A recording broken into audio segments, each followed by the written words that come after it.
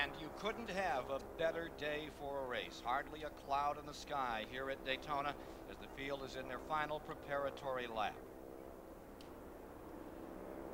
There you see the record. Baker, 1980, 177 miles per hour. Do you think anyone can broach that today? Well, even though we've slowed these race cars down, don't let us lull you into sleeping and think they're not going fast. 191, 192 miles, they're going to be plenty fast. Depend on the number of cautions as far as the average speed is concerned. Let's hope there aren't many. Pit boards are out, and on the starter stand, the king. Yep, Richard Petty is starting this Daytona 500 from the flag stand. Took off the cowboy hat. First time I've seen him in a long time without cowboy hat. Be the first caution for getting the hat off the track, though. Yeah, when those cars come by, it creates a pretty good draft past that flagman stand, and he knew that. I promise you, Richard would much rather be sitting in one of those cars and waving that flag, but he's got a competent guy in that car right now, too. From Jeff Bodine's onboard camera as the field rounds that 31-degree banking. From Rick Wilson in the Petty car. And from Waltrip. Two other cameras will be in play, two other cars in the course of the day. And let's listen as they come down for the start of the 35th annual Daytona 500.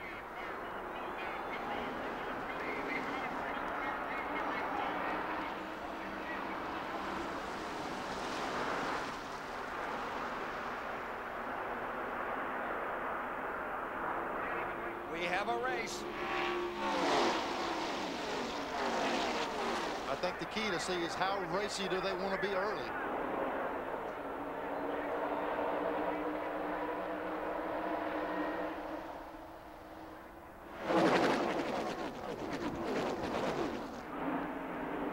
Three wide in the backstretch. 21-year-old Jeff Gordon down to the inside, going for the lead at turn 3. There's Bill Elliott right in behind him.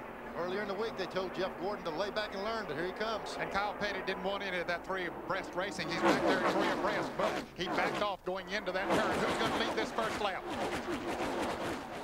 Down the line, lap 1. Gordon from Pittsburgh, Indiana. The kid that blew him away on Thursday comes back and leads the first lap.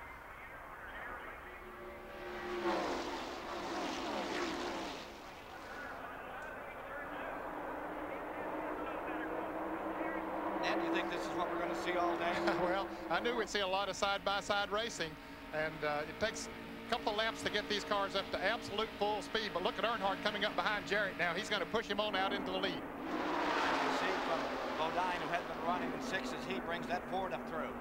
Out in front as they round the corner. It will be Dale Jarrett going into first place. Jarrett flying. Look at Davey Allison coming down on the inside. He had it 3 abreast there for a moment, but he singled back out, got it in just to 2 abreast.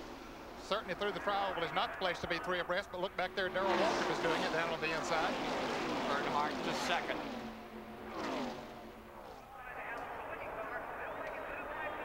Boy, Dale Jarrett had been strong all week long, and the consensus through the garage this morning was the 18, the 3, and the 15, and that's the 3 cars we're seeing out front. Caution flag is out.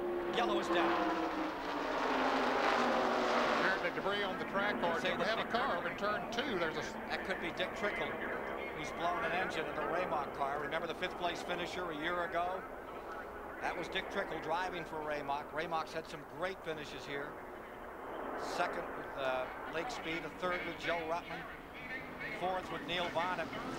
They were hoping to do better today. Had a brand new sponsor and all, but for Dick Trickle, 5th place finisher in 1992. It ends early. Blown engine. Dick Trickle retires. We'll be back in a moment.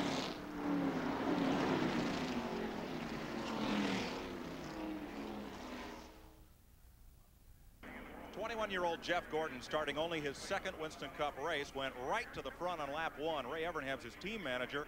How are you going to keep this kid in check for 200 laps? I think he'll keep himself in check. He just wanted to see how strong the car was and if he could lead.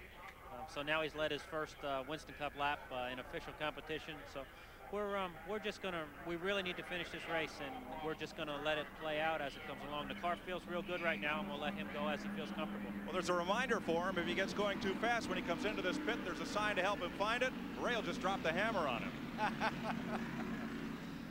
That looks like something Joe Gibbs might have left around. There's Joe Gibbs' car right up in front. Three-time winner of the Super Bowl. 1 to go, and they come by this time. Light is off on the pace car. Earnhardt will be in second.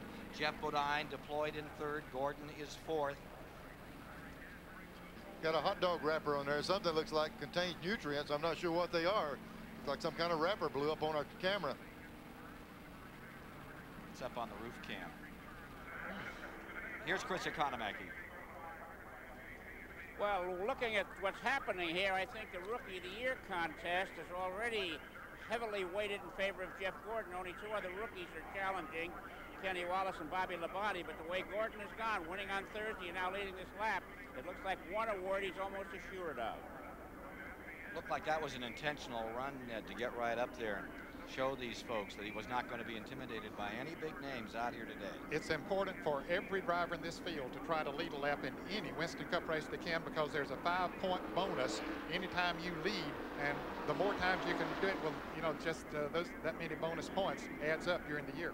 No rookie has ever led the opening lap of the Daytona 500 until this young man did it today. Yeah, he's not only a young man, he's a young racer. He gets after that thing. He's won in every type racing he's been in, and he's ready to go in this. Elliott back in 6th, KULWICKI is 7th, Schrader in 8th, Bobby Hill in 9th, Ricky Rudd in 10th, Sterling Martin in 11th, Brett Bodine in 12th, and Kyle Petty, pole sitter, back in 13th, as we get ready to rumble once again in the Daytona 500.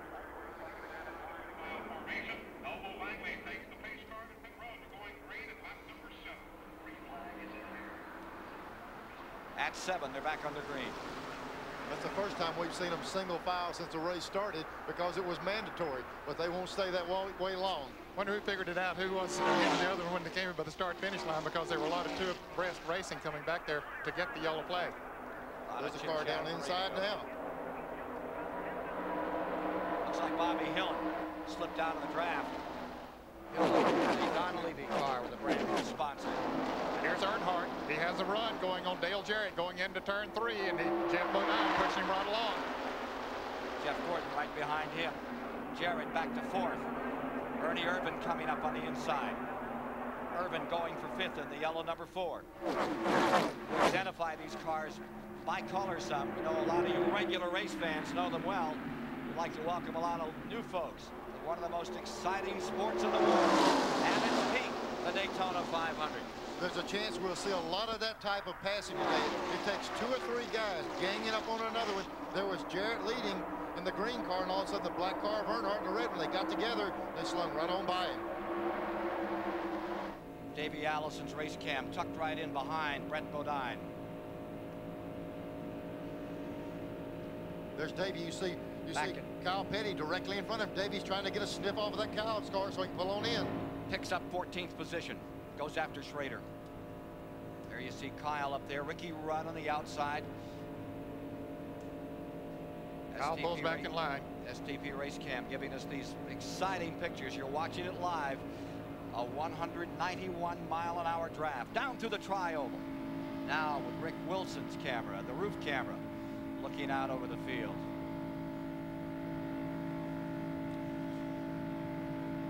See, it didn't lift when he went into the turn. You could hear that motor just kept purring, wide open. I'll tell you, the way these guys are running, they're going to probably lift when they need some more fuel. They're going to have to keep them wide open all day. Just bite the bullet and hold on for 500 miles. Earnhardt in front. Bodine, the 86 champion, in second. And the 21-year-old rookie, Jeff Gordon, holding third.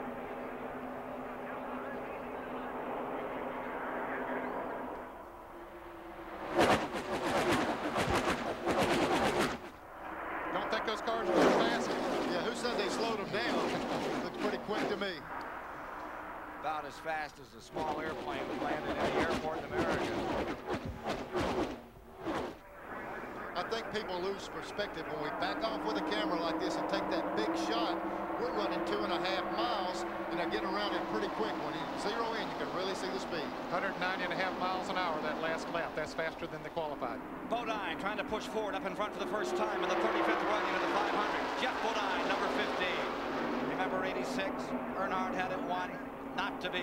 Earnhardt came home all the way to within 10 laps. Bodine took the checkers. There's Ernie Irvan. He jump down the inside. He's going to try it. See if he can get around some of these guys, get to the front. Wheel to wheel with a red number 11 to Bill Elliott. That's Ernie Irvan, 1991 here. Irvan has a Chevrolet buddy of Ken SCHRADER down on the inside with him, and that'll help him.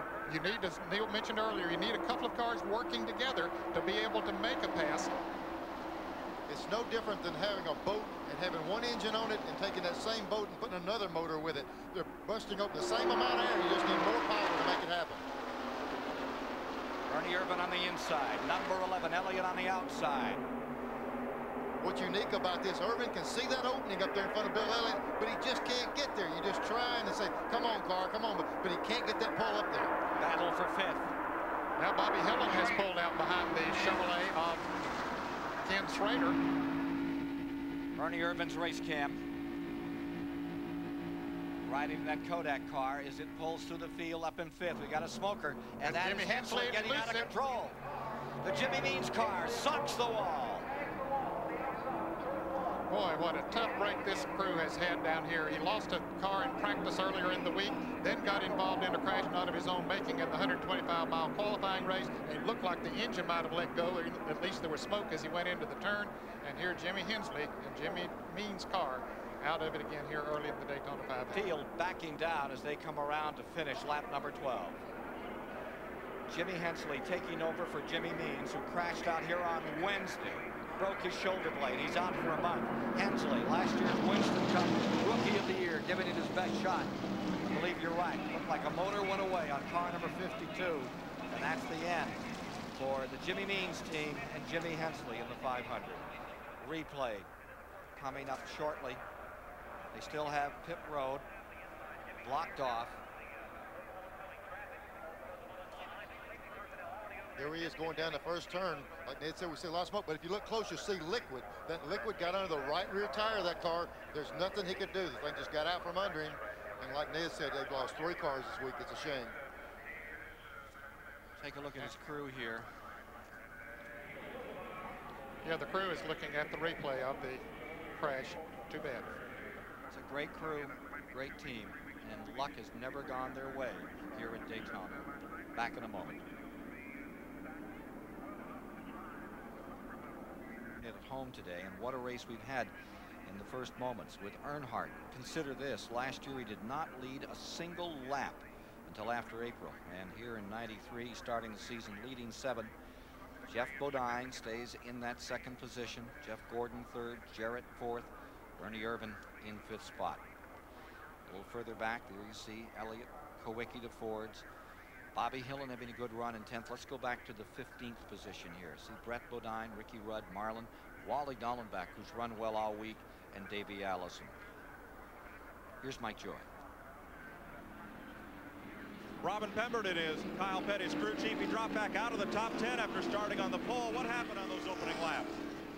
Well, they just got a good run at him on the start. They went down each side of them. It's not the time to be real aggressive, at least not in our part. Did Heel and Dale Jarrett have a little scrape?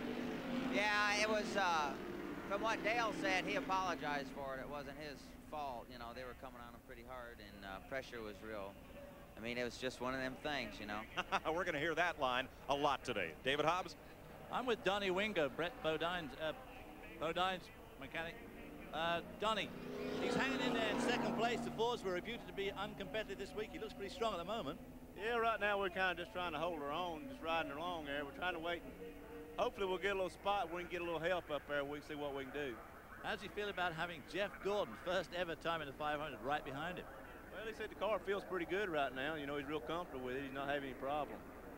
Okay, so he's not worried about having that rookie right with him. Okay, thanks. Back to you, Ken. Big names are struggling here as we look from the pace car back over the field, getting set on a restart. There's Hensley's car leaving the 500.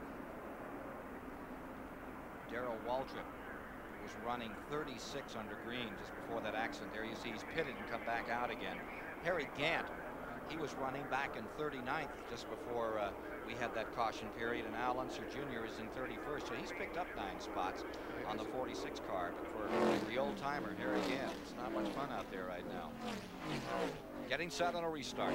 Coming by, they will show 15 laps complete. And we're ready to go racing once again in the Daytona 500.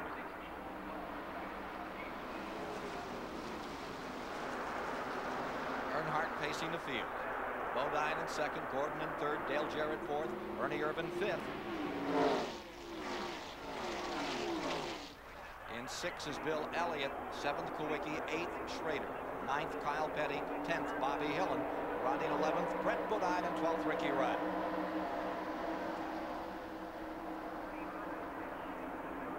Running single file down the backstretch into turn 3.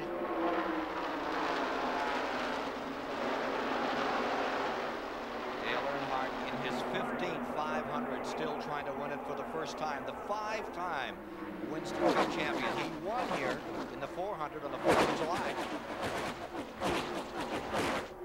When we watch these cars come down, sometimes the guy behind you dictates what you do in front of him. If we see Irvan in the 4-car, he's been really moving up through the field as he went along. If he makes a move, I don't doubt some of those lead cars will jump over and try to lead him to the front. So they're waiting for one guy to make a move so they can counter with it. Kyle Petty jumped out of line.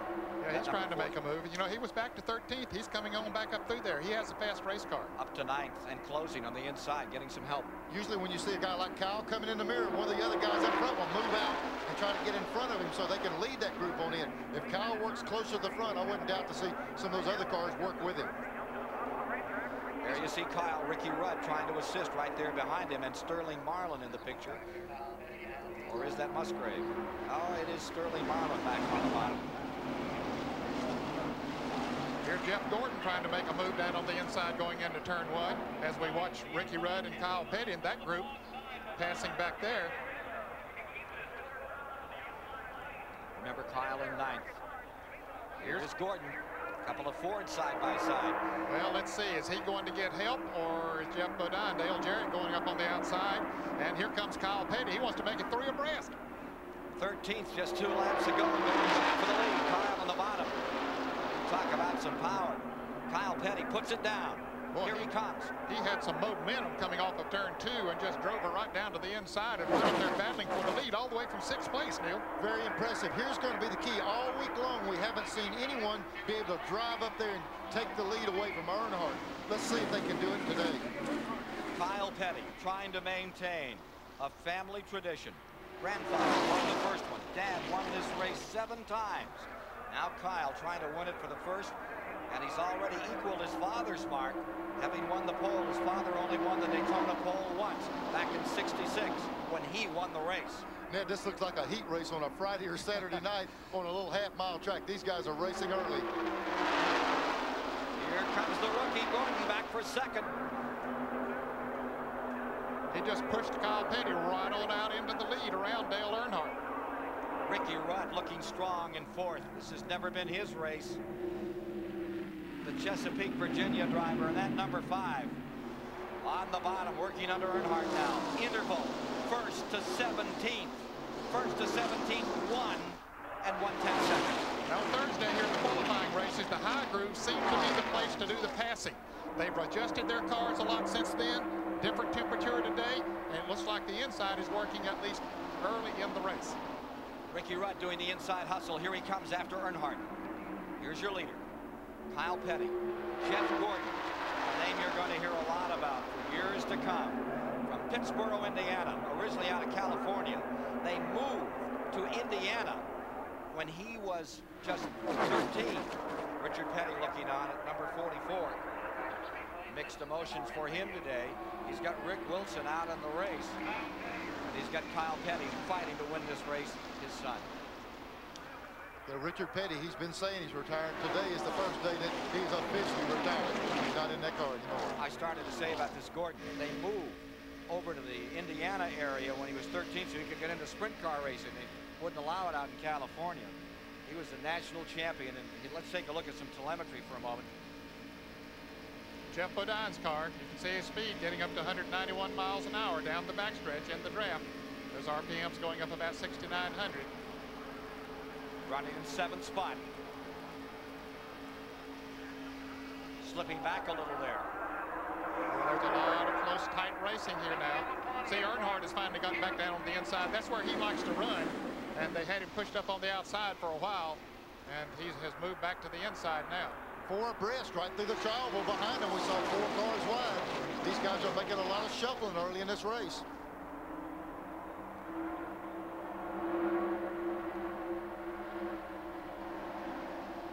Rudd looking very strong up front. Gordon looking for the lead and finding it.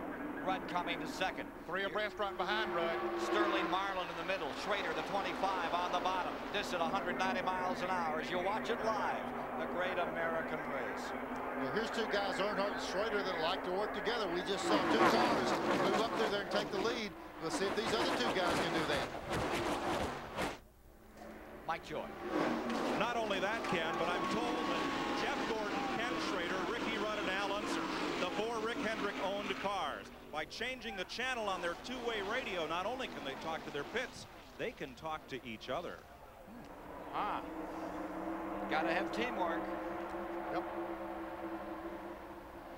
Look at Schrader. Look at Schrader closing in. Going for the lead for the first time today, Ken Schrader. Remember in '89, everything went his way until the end of the race. Here's Schrader making a great move on the bottom. And Ken Schrader's back big time. Setting the pole 3 years in a row. Another driver like Earnhardt, a bit star-crossed here in the Daytona 500. But what a tremendous racer he is out of Fenton, Missouri. Looks like we're actually seeing contact off of that corner. I saw a couple of cars bouncing together off the corner there. Well, look at this. 17, 18 cars about a second apart at 190 miles per hour. I mean, talk about your rush hour traffic. There it is. And you wonder how long they can run this way and jockey around and somebody not make a mistake. Looking further back through the field, there you see Rick Wilson in the 44. Trying to get himself, he's fallen back into 24th. There's Hud Strickland in the 27 car, brand new ride for him this year in the Junior Johnson stable. Bobby Hamilton right behind him in the 68. There's the 1989 Winston Cup champion Rusty Wallace in the black car with the yellow bumpers on it. And right behind him is Terry Labonte in that black and white, number 14, back with the leaders. Labonte running back in 26th position. For the lead, Earnhardt. Chevy against Chevy. 3 Chevys up in front. Last lap at 191.2. They're getting faster and faster. Schrader was able to pull the line quicker than anybody so far. We'll have to see if Earnhardt can pick those numbers up. Chevrolet the top 3, Ford in 4th.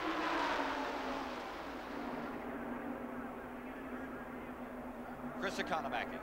While you guys are watching that great battle up front, I've been watching Al Unser Jr. At lap 24, he is 20th place. He started 40th. He's passed 20 cars so far, and he's on his way.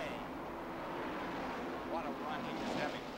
And remember, that's a backup car. The car in the 125 was torn up. Yeah, but the key to that backup car is that's Ken Schrader's Busch Clash car. When Al lost that car in the 125, Rick Hendrick said, hey, look, we're going to give you a good one. They gave him Schrader's Busch car that he ran second, so this car has got a lot of potential. Davey Allison looking back at Unser. Unser came in here with an orange and black car, and it became a white car as part of that Schrader team. Coming back for the lead. And those are Chevys. 1 through 4. KULWICKI now puts a Ford into 5th. I think I said Jeff Gordon a moment ago was in a Ford. That is an error. He is in that Hendrick Chevrolet team. Rick Hendrick has told us he thinks this kid is the franchise for the years to come, and he sure looked it out here, winning a 125-mile qualifier, becoming the youngest to do so.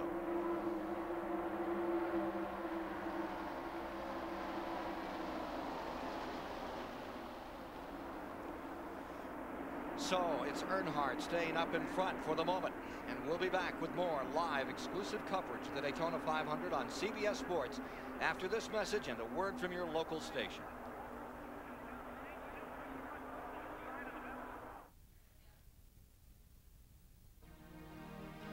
The Daytona 500 is sponsored by Goodyear, #1 in tires. Budweiser, the king of beers with that fresh, pure, natural taste. Nothing beats a Bud. Valvoline Motor Oil. People who know use Valvoline. And by Ford and your Ford dealer. Have you driven a Ford? lately? After 28 laps, Dale Earnhardt in front, Schrader then in second, Irvin third, Gordon fourth, Alan Kulwicki fifth, but there's a wholesale change every lap out here as we continue. 17 cars in the first draw up there in that top draft. Here's Schrader, tucked right in there, holding on to Earnhardt. Those Chevrolet stacked up, but now notice Alan Kulwicki's Ford beginning to penetrate the top 5. Take a look further back in the field here. There you see number 30, Michael Waltrip, having a very good run. Right with him now is Ricky Rudd. Michael Waltrip in that 13th position, Rudd in 14th. Jimmy Spencer in the number 12, the Bobby Allison car, running behind them in 15th. There's a change for the lead. Schrader's around Earnhardt. There comes Ernie Irvan in the 4 car. They made the shuffle off turn 2 and they cleared Earnhardt. And Kulwicki trying to push the Ford up to its highest spot thus far. Under green. Here comes Alan Kulwicki down on the inside, working Jeff Gordon on the outside of the 24. Kulwicki was very strong in practice here yesterday afternoon, and turning some of the better laps. Take a look at Alan Kulwicki. Ernie Irvan has this view. Whoa. Well, look how close they're getting there, Ned. They get awfully close. Too close for comfort. Bobbing, weaving, now pulling away. Was that a cushion of air we saw right there? That's exactly what it was. There was a little bit of a vacuum that he hit. He first of all hit a little bit of a wall of air. Look there, he has the momentum now down on the inside. It's sort of like driving on the freeway and you come up behind or a big truck. You pass it and you feel that blast of air off of it. Well, that's exactly what they're doing here at 190 miles an hour. Kulwicki pushes number 7 up into second spot, then falls back to third. As Earnhardt, they try to stack them 3 wide in the tri-oval. They can stack them like that, but they can't leave it stacked that way. They got to straighten them out into turn 1. While they were doing this shuffling, Schrader got a little bit of a lead on them. Here we see Earnhardt pull up behind Schrader with a 4 car down the inside of Kulwicki. 33 of 200 laps complete. David Hobbs is standing by with Waddell Wilson. Chris Economaki just took the words out of my mouth. Little Al's having an incredible run from the back of the field. I'm with Waddell Wilson. Are you surprised the way Al's going? Well, I really am. You know, we're the backup car, which is Kenny Schrader, the Kodiak car. And here he's out here and he's passed half the field already. And he's talking about the race car. Right now the car is pushing. And we're going to adjust it as soon as we make our pit stop. And hopefully we can get it better. But, you know, working with him all week, you know, it's been a thrill. And, you know, he has the ability, the unbelievable. And his father's here in the pits with us. And you know, they're great people to be with. You got 2 rookies in the Hendricks team. They both seem to be going pretty well so far. I know, you know, but, you know, there's a lot of people, you know, behind all this. And it's a big operation. And there's a lot goes into it to make the cars run good. Thanks. Well, there's a long way to go. Back to you, Ken. Ken, I think runs in that 17th. Sorry, Neil. Ken, I think one of the keys when we see Unser in this car, I think out of all the IndyCar drivers that participate in IROC and everything, Unser has shown the ability to work that draft as well as anyone. I think it wouldn't be a surprise if this guy came in here and got up here and led this race. And one of the big surprises is how well he's gotten along. Everybody seems to like Al Unser. Waddell Wilson was telling me that he's become the spirit of the team. They really think that he can do a number out here in the 500. Well, when he walks into the garage area, he commands a lot of respect. He, as Neil says, he's very versatile. He can drive stock cars. Of course, he's proven he can drive the Indy cars. Whatever he gets in, he's a winning type of a driver. Here he comes after Allison. Davey Allison running 16th, Unser 17th, Dallenbach 18th, and Wilson the 44-19. Back up in front. 35 laps complete. This time by.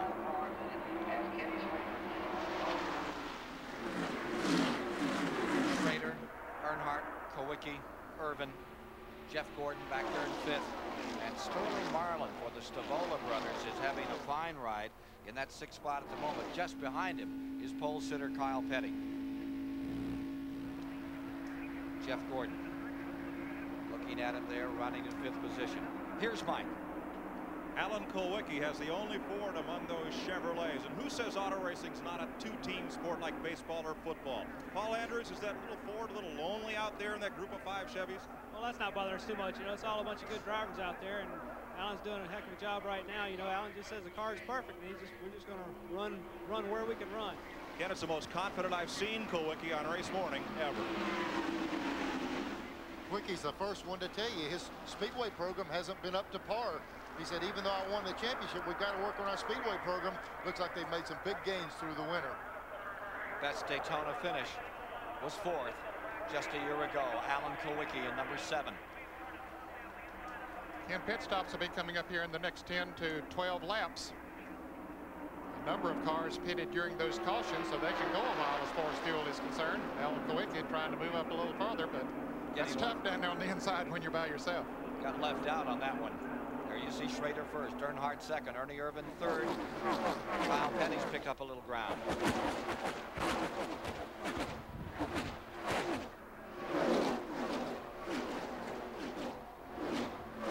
$2.5 million at stake here this afternoon. Sugared off in this 500. And SCHRADER has been close, but it's never been his. And for the moment, he and EARNHARDT in a skirmish up in front with Ernie Irvan right behind them. As you look again at Jeff Gordon closing in. He'll be a factor before this day is over.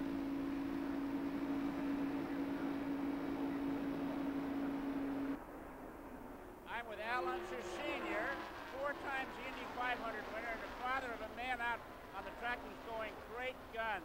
Al, you raced in the Daytona 500 a number of years ago. How tough is it for an IndyCar driver to adapt to this kind of racing? Well, Chris, I don't think it's that tough. In other words, race cars are race cars. When you get behind the wheel, you automatically adapt to it right away. It's in this type of racing, it's more the drafting. You have to figure out where you're at on the racetrack for drafting. But you automatically are able to adjust to the car right away. What about Al out there, Al, not knowing any of the guys around him? They're all strangers. Is that tough on him? Well, in a way it is, Chris, but he has to pick out the cars that he wants to run with that are running as quick or quicker than he is so he can pick it up. So you automatically do that. It doesn't make any difference. You just try to make sure that whoever you're following doesn't make a mistake, and you don't. Okay, thanks very much for coming by. Al Unser Sr., rooting for his son. And underplaying how good his son is.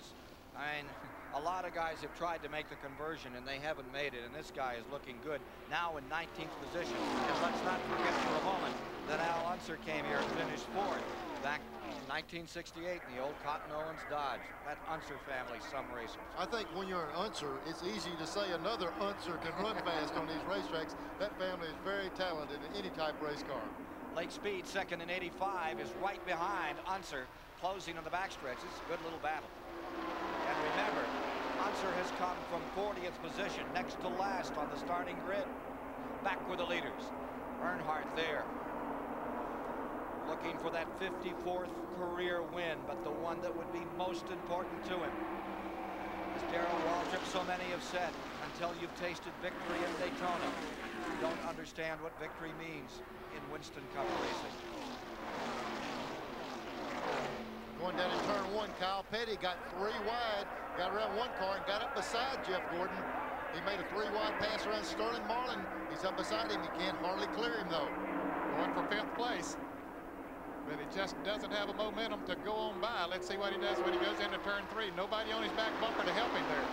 Yeah, that's where you're sitting on the edge of your seat, kind of inching that car along, trying to get it to make that last move. But look at Kyle get right down to the inside of the racetrack. He has a quicker corner speed than does Jeff Gordon and makes the pass. I tell you, that's a good sign. These tires are really heated up. We said pit stops are coming up here in the next 5 to 10 laps. And a man that can stick that close to the bottom of the racetrack as fast as he's running, that means he has a good handling race car. And look at that yellow number 30. That's Michael Waltrip from 28th position. Remember last year he was leading with 30 laps to go. It looked like it was going to be his 500, and then the engine went away for Michael Waltrip. Having a very good run, and his brother Darrell is not having a good day. Darrell's car continues to back up in 35th position at the present time. You saw Mark Martin and then Bodine, and here is Michael Waltrip. we see those cars drafting down that back straight, we'll see an abrupt move over in traffic. When that door opens, you jump in there. You don't worry about how rude you are. You better get out of that inside lane and get out there in that draft. Dale Jarrett back in 14th after running off that front row. A lot of time to go. Wants to stay in that lead lap to halfway. And as we follow the leaders, we're going to show you a running order here. We've completed 46 laps officially. This is the complete field back when they came to the 40-lap mark. Remember, that'll get all scrambled up in just a few laps because they'll be making pit stops. Of course, this was after 42 laps. And we understand they're going to put an extra person over the wall then to help clean off those windshields today. They say they're picking up a lot of debris. Well, Jimmy Hensley blew an engine early down there, so they had to put some quick dry on the track, and you pick that up, a little bit of oil along with it, and those windshields will get pitted in a hurry. Boy, I tell you, that is a speed shot right there coming off that corner. Kyle Petty, we see him right here. He was able to get around not only Jeff Gordon, but also Ernie Irvan, and moved him up in 4th place. Neil, does it wear on you when you're running this tight together for this long? No, I tell you what, I think the drivers have been getting ready for this race so long. I think I saw them all as relaxed as ever.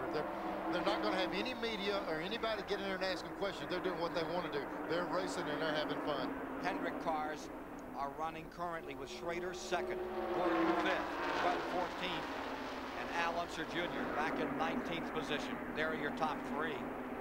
Of course, we have 2 cars out of the race. Jimmy Hensley and Dick Trickle, the other 39, are still in the lead lap. There have been no lapping going on. A lot of this talks to the new kind of preparation they're making on these motors, Ned. On the motors and the cars, the templates that they've used this year, and making every one of them so every car the body on has to conform precisely to its original body specifications, and it has really tightened the field up. Let's go to the pits and Mike Joy. Talking a little race strategy here in the Ken Schrader pit. In midgets, sprint cars, dirt champ cars, he's a run to the front kind of driver, and today out there with Dale Earnhardt, Ken House, Schrader has been a run to the front kind of guy. Yeah. Well, we're trying to figure out now. We're not that experienced running up there right now, so we're just a little tense. It's a long day yet, though. So right next to you, here's Paul Andrews, Alan Kulwicki's crew chief. What could he possibly want? Well, we're all trying to figure out when we're going to pit. You really want to try and pit with some good cars and not get left out on the racetrack on your own. Yeah, so everybody works with each other at this part of the race anyway. It's early. Right. That's the key line. It's early. Yeah, and what he's talking about, when we're going to pit, they want to pit with the car that they're running with and hope that they make equal pit stops, so when they go back out on the racetrack that they'll pick each other up and have a drafting partner. Jeff Bodine, 10th position. Holding right on to Mark Martin in 9th. You see HILLIN just up in front of him in 8th. In the 125 milers early in the week, we saw that this car right here of Jeff Bodine had the ability to run high all day and run exceptionally fast. He's trying to highline, looking around Mark Martin in every corner. Now, the 125 milers is 50 laps. We're coming up on the 50th lap. They're running the 50th lap right now. So they'll be pitting in the next lap or 2 because they can make it. If they can go this distance every time, they can make it on only 3 pit stops. I wouldn't be surprised to see the leader turn down on the green and see almost the entire field come in. Yeah, just as though it was a caution. That's right. You can see it. Pit road speed will be 70 miles an hour. Schrader, Kulwicki, Earnhardt, and Kyle Petty. Kyle Petty might be coming in. Is he slowing down? All of them are coming in. Here they come. Folks, it's not going to be a caution. It's just going to be the field leave the racetrack, it looks like. Look at the cars coming in. Jumping up in front to take the lead will be Bodine into 1st, Martin into 2nd, Dale Jarrett to 3rd, Ricky Rudd to 4th, Wilson to 5th. As the front of the field slides in here. This is probably going to work out perfect. I bet you this bunch gets service, gets off pit road. The other entire group will probably have to come in. Average speed to this moment, 161 miles an hour. Here's David Hobbs. They're taking on fluid, so's his car. They're going to do a 4-tire stop here. They've changed the right side tires now. They're not doing anything to the car. Only 2 tires have changed. As Bill Elliott gets out, Mike Joy. Quick stop for Alan Kulwicki. He took only right side tires on. Ken Schrader's away. Earnhardt only got 2. Ernie Irvan getting his spit service completed, and a tire, I believe that's off Kulwicki's car, is rolled out onto pit road. It's either Kulwicki's or SCHRADER's. We'll see how the NASCAR officials view that. Second half of the field is now coming on pit road, led by the number 15 of Bodine, who put a Ford up on the wall for the first time as a leader. Look at the suspension on Bodine as he comes into a halt. Here's the new suspension cam. Watch him jack this thing up and snap. Look at the brake dust coming off that thing where it came down pit road. They threw it off, throw a new tire on this deal. The brake rotors were completely hot when he came in, and just dust flying everywhere. They'll drop the car down, run around the other side. The reason they're waiting 2 tires, the signal for the driver to leave is when the jack hits the ground. That's the reason the jack man waits, even though the tires were on.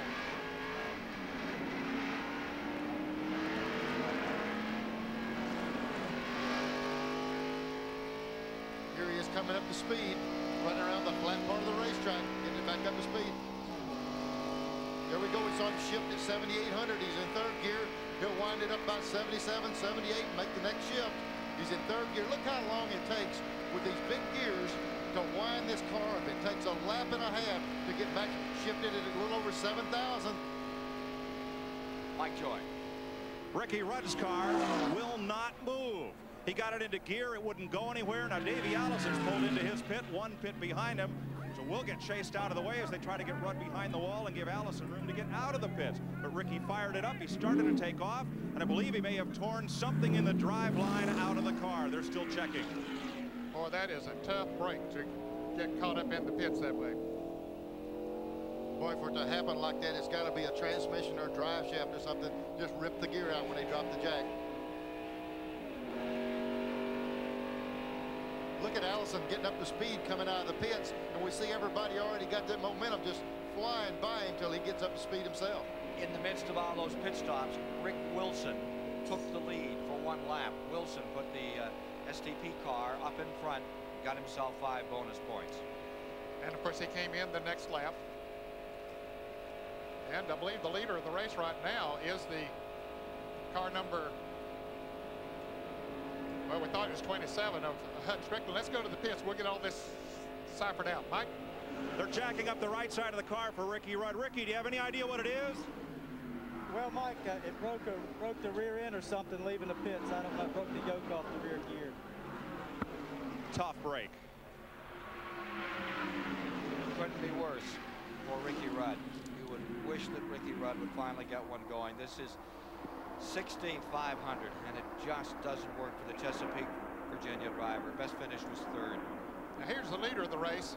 It is Derrike Cope, and Cale Yarborough's number 66. Hutton Strickland did lead for a lap, then he came in. Now this car made a pit stop during the last caution, so he has enough fuel to go another probably 10 laps or so, Neil. Yeah, he pitted, they said, on lap 13, so that gives him that 10 to 12 lap cushion. He can ride for a while. If a caution comes out, he's in the driver's seat. Lake Speed pulling up on him in the 83. Just in front is Sterling Marlin. Derrike Cope in the 66. First complete pit stop under green. Brilliant work down there. There's Horton in the number 32 on pit road. Ridgely out of New Jersey. Great short track, dirt track driver. Trying the Winston Cup and looking good here. We saw the 22 car, Bobby Labonte pulling in the pits here. Bobby cut right across as he came in, coming in for tires. Looks like they're going 2 tires strictly because of the time involved. They can't afford to put 4 on and get behind. Bobby Labonte had carried those colors up to 2nd spot before he was forced to pit. And there's Ricky Rudd. Big trouble there.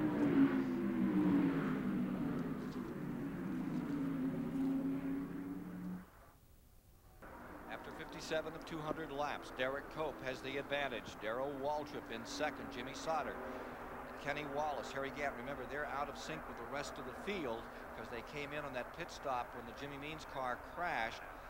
Top runner stayed out. There you see Kulwicki. Now there's the first of the strong runners that have been up front all day.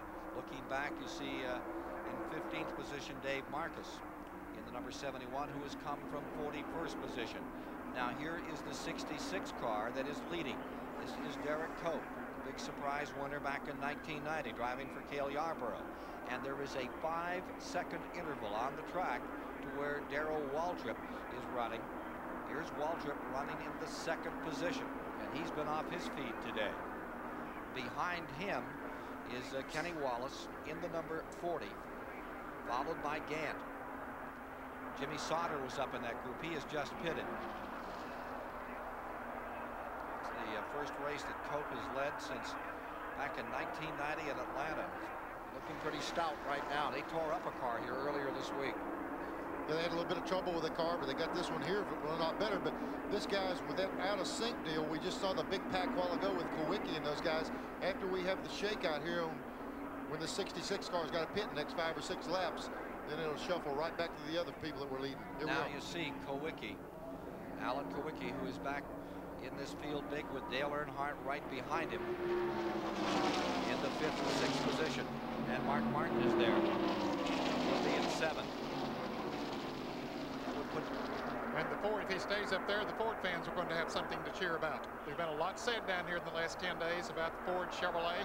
Chevrolet sort of won everything that's been going, but the Ford drivers certainly haven't given up. And KULWICKI, as I mentioned earlier, was very, very strong in practice here yesterday afternoon. So no big surprise that he's leading that pack of cars that have pitted. Here's Darrell Waltrip now making his pit stop. Waltrip drops off. That leaves Cope in front. It moves Kenny Wallace to 2nd spot.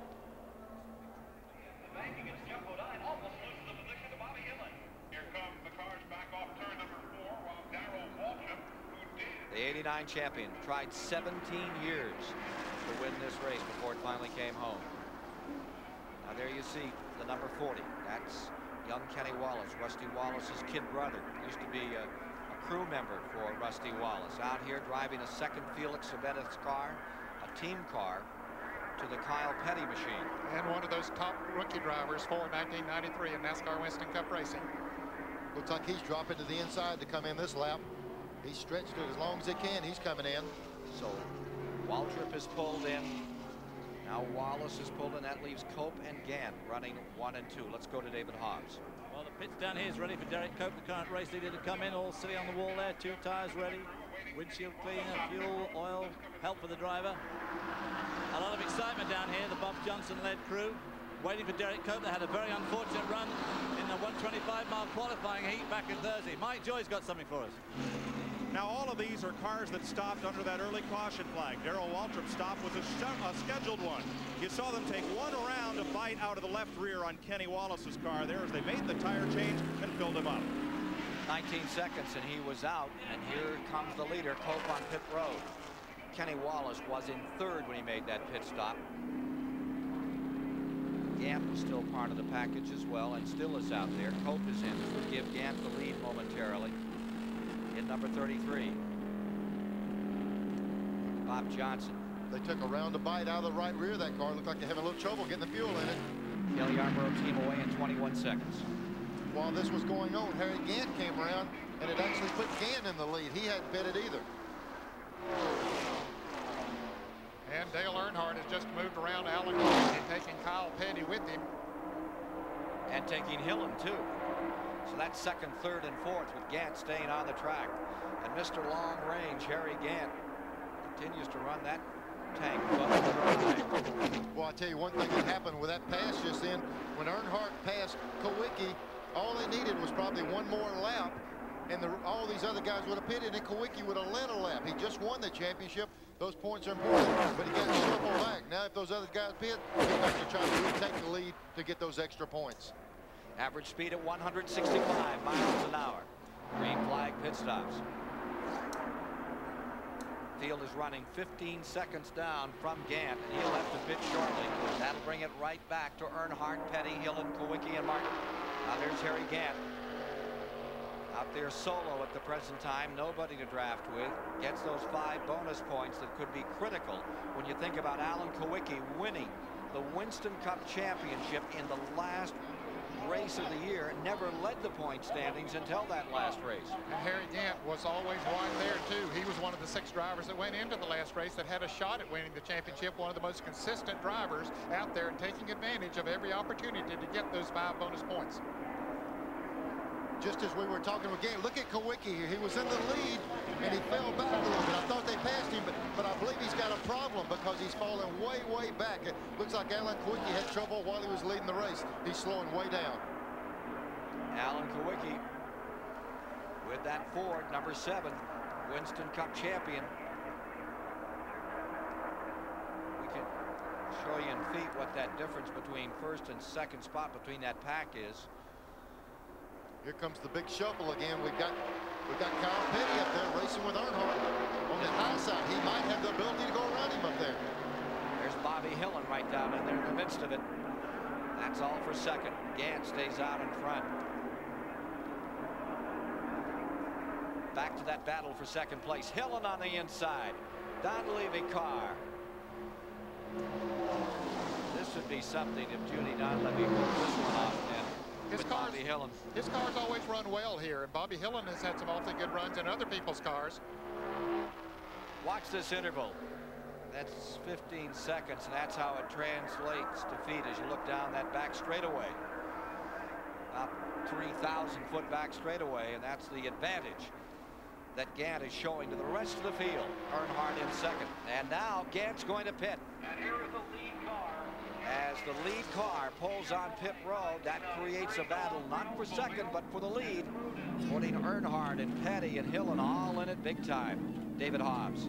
Harry Gant's into the pits, and they're putting some weight into the left rear, just about a turn and a half as they gas it up, clean the windshield off. You've already said that this afternoon the windshields are taking a bit of pasting.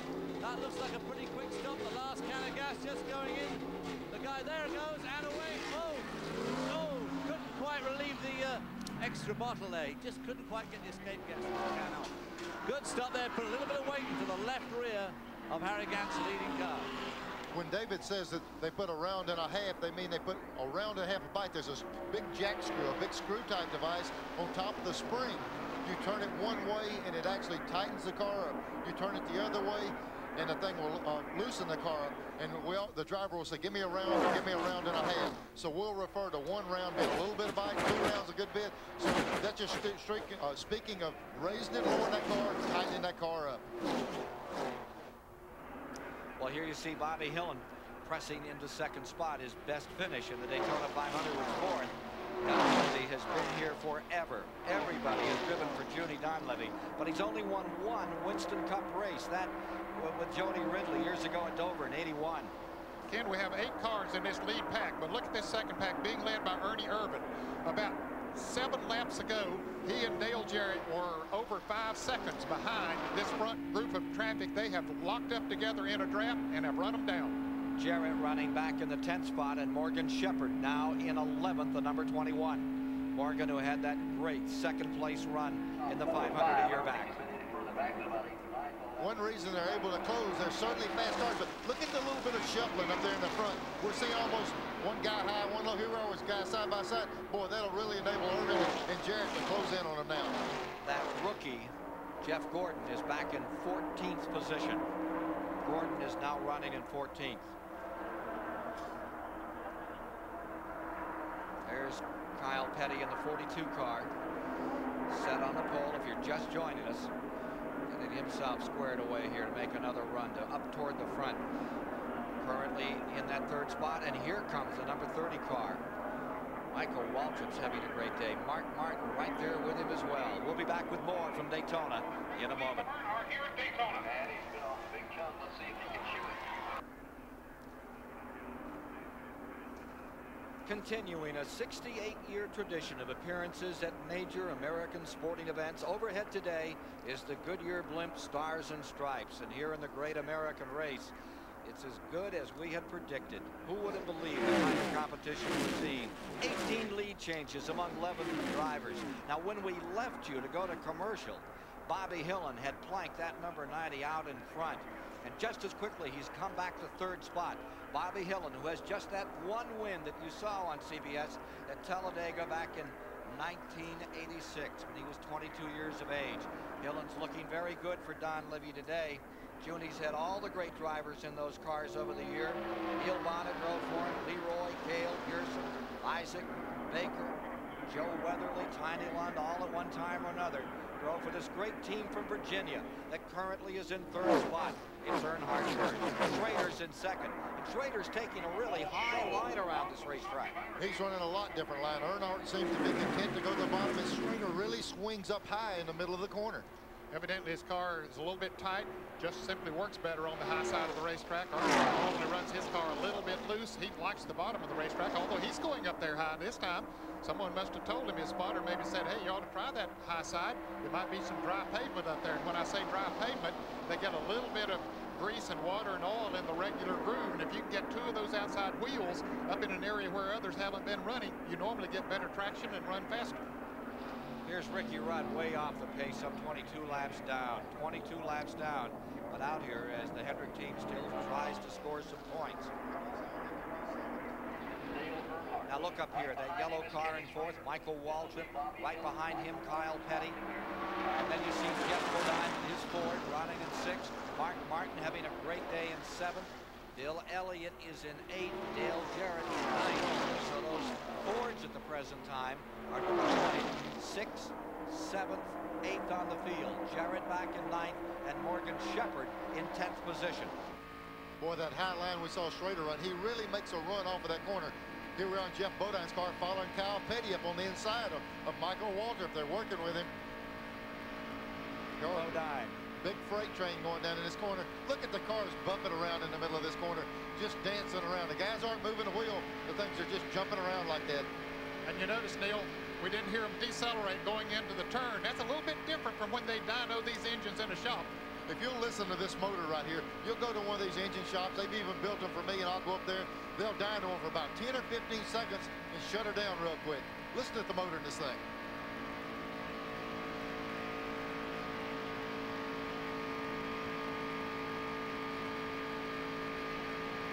Well, you just continue to run him wide open all the way around. You can see Jeff Bodine giving a little bit of a signal to someone behind him. It's like the old Delbert McClinton song. Wide open, don't hold back. That's the only way to win. I'll tell you what, give you a heart attack. That's the best dyno in the world. Hold that thing open, you get 100 gas. I mean, you get enough gas to run 125 miles, and you hold it on the floor. I used to tell them at the shop, hey, turn that thing on for an hour and see if it'll stay together. Bet those floorboards are getting warm out there, Neil. Yeah, I'll tell you what, when you hold them wide open, just like we just saw the cars in turn. Here's Schrader making a pass for the lead. To Mike Joy. Ken, I'm inside Alan Kulwicki's pit. His car is running on 7 cylinders. They'll replace the spark plug wires and the cap. He's already switched ignition systems. And if time permits, they'll put a set of spark plugs in it. But usually when this happens, the problem is more serious. It's inside the engine and unrepairable on pit road. Indeed, Michael. Back to you, Neil. Just how hot is it getting out there in those boiler rooms? Let me tell you what, when you hold that throttle open this long, these cars have stainless steel headers, and they will actually turn cherry red. If it were nighttime, you would see them glowing right now. The headers are extremely hot, 2,200 degrees exhaust temperature. It'll cook the floorboard, burn all the paint off. They've even got tiles from the space shuttle now. They're trying that in the floorboard of these cars to keep from burning these showers off. But it will still char your heel bone black. Yeah, I've had some third-degree burns. The fire. A lot of third-degree burns from doing this, but at this racetrack, you better be willing to lay it on the floor and leave it down there. After 77 laps, take a look at the leaderboard here. Earnhardt, Schrader, HILLIN, Kyle Petty, Bodine. Sport is in transition for sure, isn't it, as you look at this leaderboard net? It sure is. Kyle Petty has dropped back. Of course, Ken Schrader's taken the lead since this came up. But, well, I'll tell you, there's just so many drivers that have the cars and the teams that can make them run up front. Jimmy Spencer back there in 15th. Wally Dallenbach now back in 20th. Rick Mast just in front of him. Here's Lake Speed, had a great run back there a few years ago. Alan Kulwicki has fallen to 25th now. Good day for him. Joe Ruttman, who's had some pretty exciting runs here, shows in 26th position. And Waltrip, not happy about that one. Go back through the field. This as of 77 laps. And there are still 36 cars in the lead lap. Kenny Wallace is the last car on the lead lap, and the first car out of this, or the second car out of this race, Ken, was Jimmy Hensley. We saw him blow an engine, and he's right down there now with Chris Economy.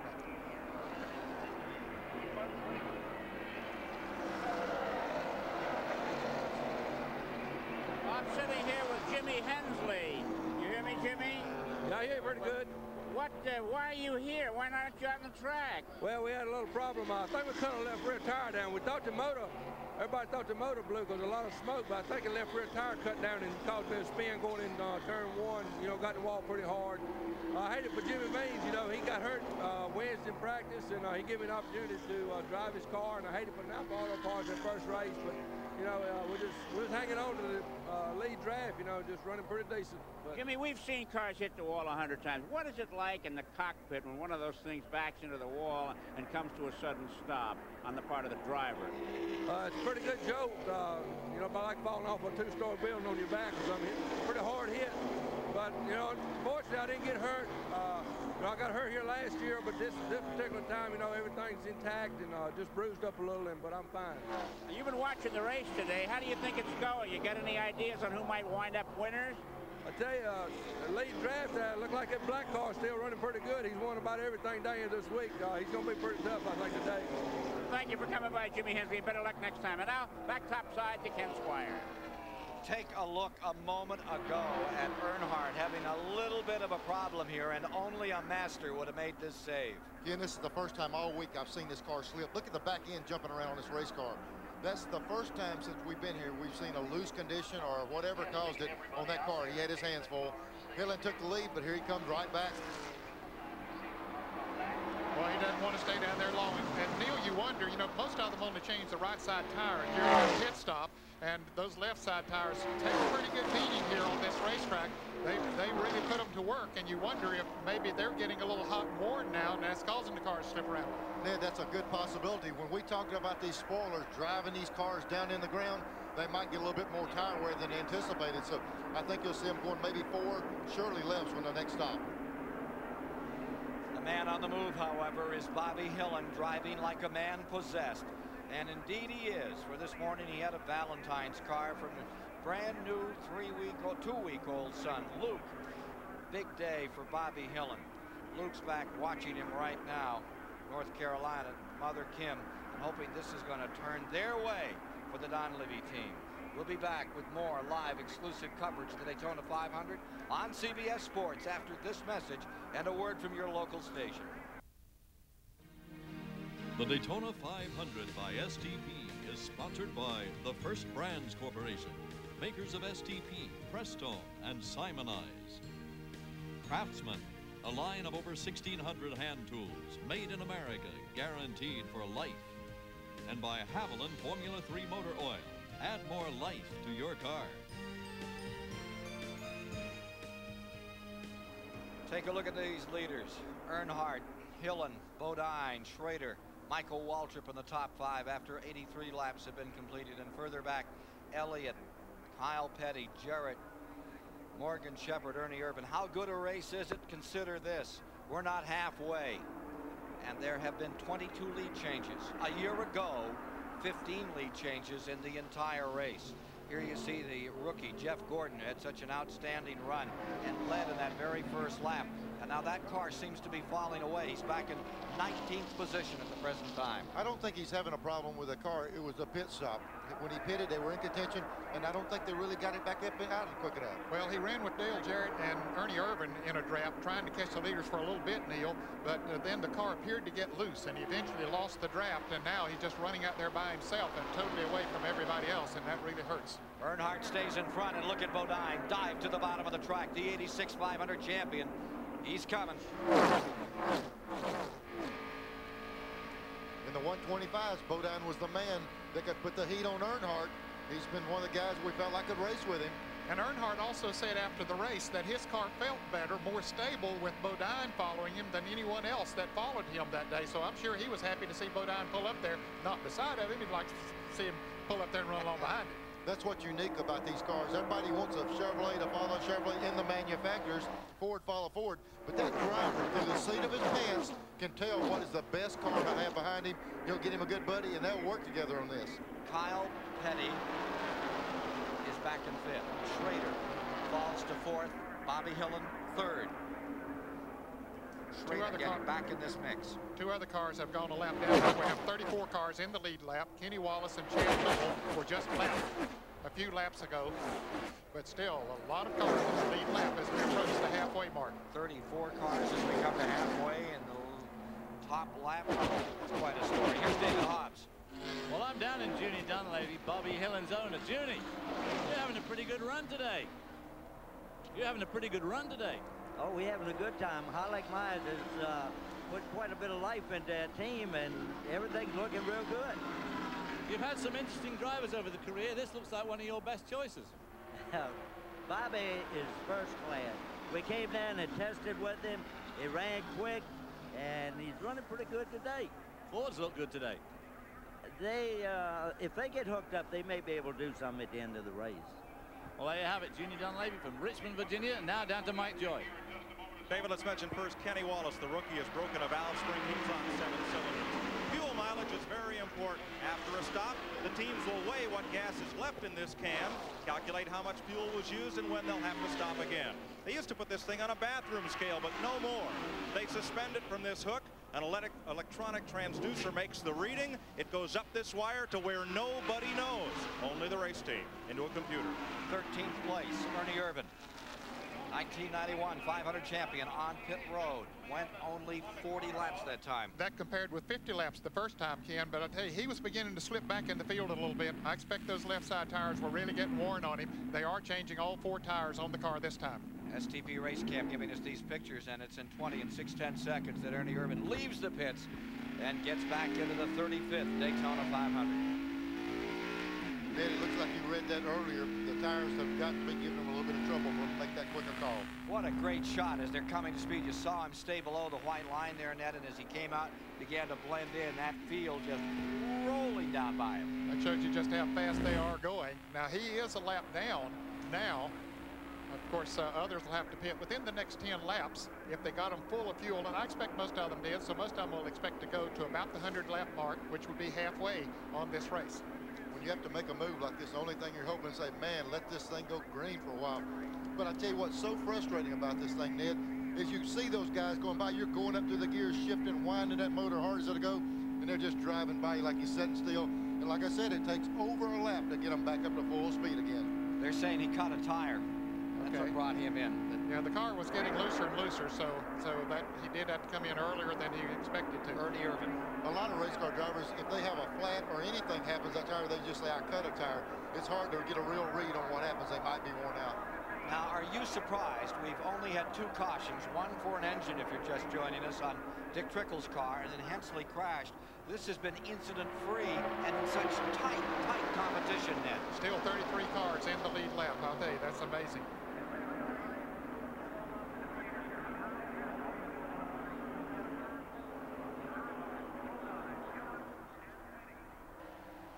Getting down to halfway in the 35th running of the Great American Race, the Daytona 500.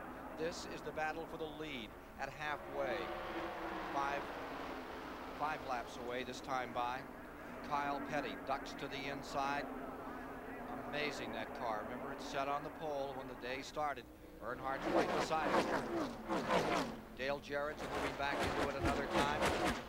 He's in 10th. Brett Bodine is up to 9th. Brett Bodine is just clawing his way through this field. He is flying down to the bottom and picking up positions now. Yeah, the car is really working down on the inside. He's up to 7th, and he's still closing ground. Green and white, number 26. The Kenny Bernstein car on the bottom of the racetrack, flying through traffic, pulls up beside HILLIN. Looks like Bodine at halfway wants to be up among the leaders. His car owner, Kenny Bernstein, 3-time World Drag Racing champion, walked away a miracle yesterday from a 300-mile-an-hour crash at Pomona. Mike Joy has more on that story. Kenny was in the finals last night of the season opener of Pomona against Joe Amato, and as the car got 2/3 down the track, they had a blower explosion. The engine exploded, and the car virtually disintegrated. When Kenny stopped moving, he and the backrest of his seat were sitting alone on the racetrack. The rest of the car was in very small pieces. He was to fly here to watch his car run in the Daytona 500 today, but he's still back in California resting, but he is okay. It was a very tough, grinding crash for Kenny. One of the most respected, I think, beloved racers ever in drag racing, Kenny Bernstein. And he is a guy that they like down here in Winston Cup racing a ton. Bernstein's car down to the bottom of the racetrack, running right there with the Don Levy car. Meanwhile, up in front, look at this one. Here's Kyle Petty taking the low side on the high side. Earnhardt, and right behind them come Jeff Bodine. Ned, I saw you look over at me when Kyle Petty made that pass. Usually you have to creep up there and creep on by.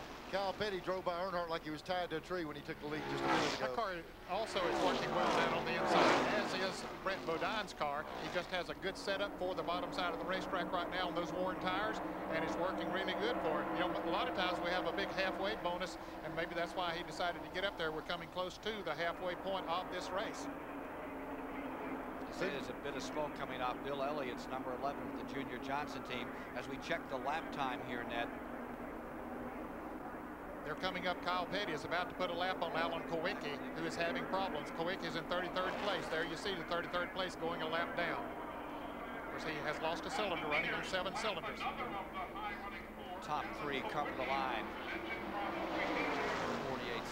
Yeah, the speed has slowed down considerably, and that's because of the worn tires. The left side tires have been on there since they started this race. They've gone a half a race with it. That's what they wanted to do, especially if they run under green flag conditions, be able to run at least half of the race on left side tire, change the right side every time.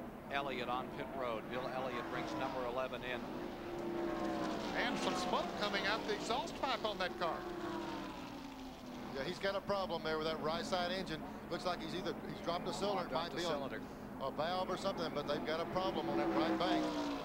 Two-time winner of the 500 in 85 and 87. Last man to win it from the pole, pulling the pins. Going under the hood.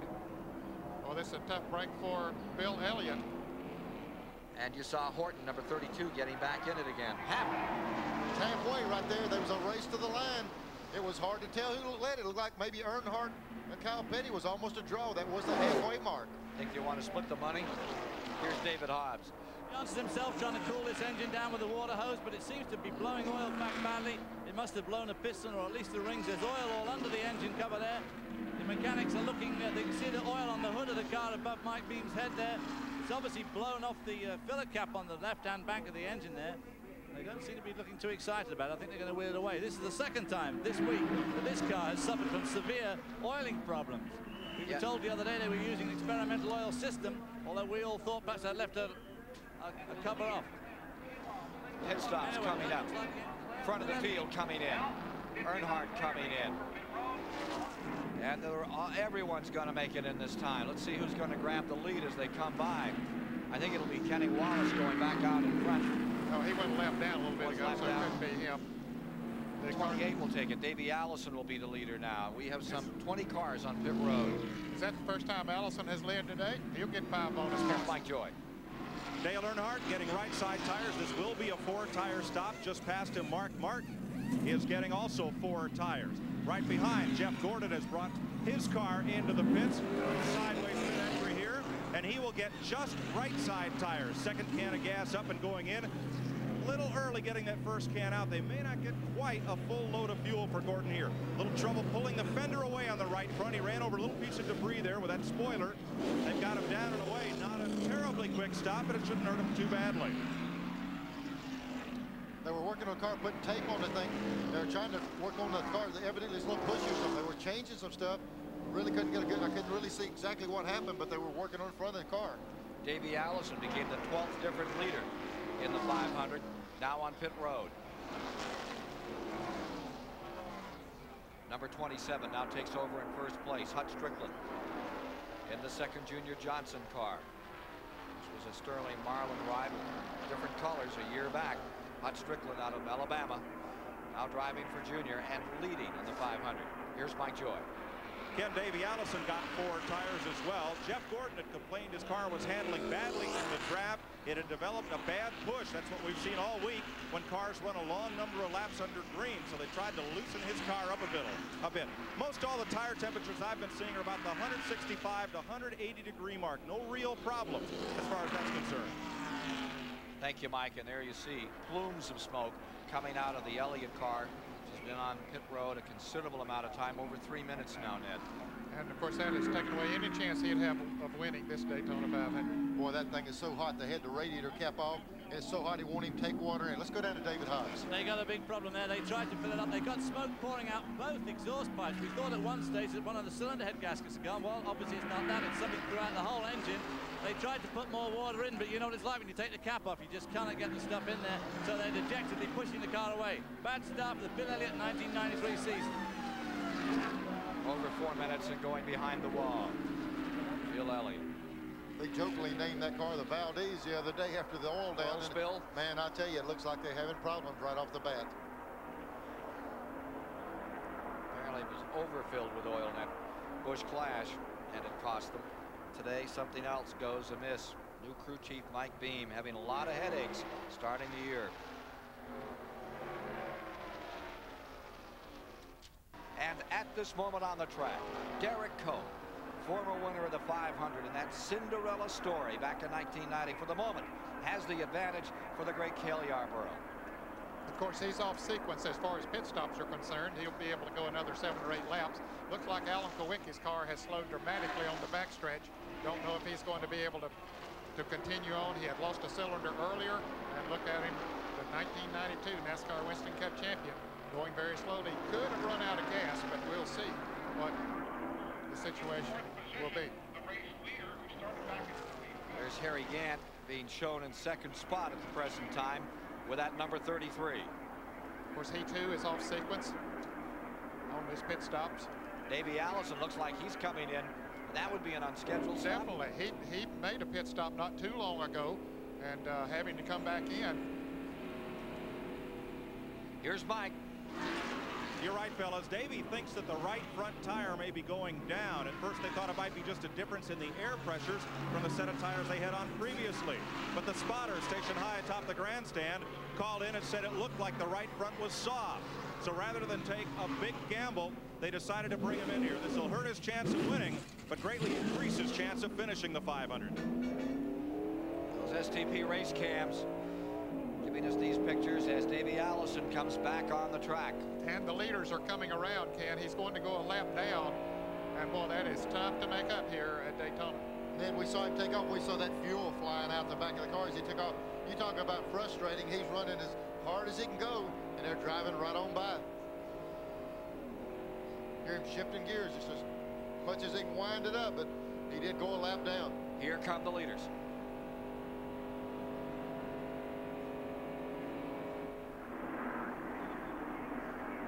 Right past him. Cope still leading, Gant in second, but these are the guys when that gets sugared off and they make their pit stops that will be battling for the lead. Make no mistake about that. Bodine will be in it too, and Rusty Wallace. Actually, they're not too far behind. These cars we're seeing on the screen right now are not too far behind Harry Gant, and Gant still has a pit stop to make. He's going to be lucky after he makes his pit stop to be in the lead lap. Second time he's been up in front today, and we'll get a gander at that interval right now. Give you folks at home an opportunity to see by how much Mr. September Harry Gant is leading here in the 500. There's Lake Lloyd looking pretty calm out there this afternoon. And 14 seconds down the backstretch. That's about where he was before, wasn't it, Ned? Yeah. Of course, Derrike Cope, the man leading this race, Gant is running in second place. Cope has yet to make a pit stop as well. We're going to have this out of sync all day long until we have the first caution and to get it sorted back out. But we've got like 2 different races going on in between these caution flags. Excuse me, in between the pit stops. 26 lead changes now among 12 drivers in the 500. Kyle Petty back there in 7th spot beneath Morgan Shepherd. Here's David Hobbs. I'm down here with Cale Yarborough, our first camera winner in the 1979 CBS coverage of this race. Cale, your man Derrike Cope's doing a heck of a job, but he's a bit out of sync on his pit stops. Is that a worry to you? Well, yes, it is, David. We got had a little bit of push in the car and came in and tried to fix it. Now we're a little bit loose, so we just got a little bit out of sequence there. But the car's running good. If we can have a little bit of luck, I think it'll do all right. So do you need another yellow flag? Because I see that Bob Johnson, your crew chief's got his wrench ready to put some weight in the car, right? Right, we're going to adjust the weight. We're coming in the next lap. Next lap. Okay, well, Cale Yarborough, it's great to see you back here at Daytona with a car on the lead lap. Well, we hope we're going to stay in the lead lap, but, you know, we just got a little bit off there. But the car's running good if we just get it to handling a little bit better for him. Thanks very much. Back to you, Ken. 4-time winner of the 500, and who will forget back in '83 and '84 when he gave us those great pictures in winning this race. Won it with Junior Johnson, great champion, but he's never won as a car owner. They're coming in. When KO says the car is pushing, it means he turns the steering wheel and the car will not turn. The front end continues to go straight. They compensated for that. They went too far. He said it's loose. That means you turn the wheel in the rear and almost flies out from under the car. So they're going to have to hit a happy medium between the two problems they had.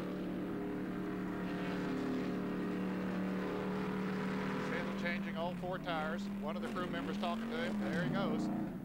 Or did they just change the left side tires? Yeah. 17.32 seconds.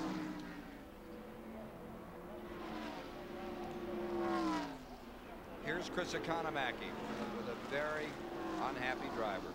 Disappointed driver, probably better put. Chris? Bill Elliott, it's sad to see you sitting here. We know you had an engine problem. Was this something that is a continuation of what happened in the Clash?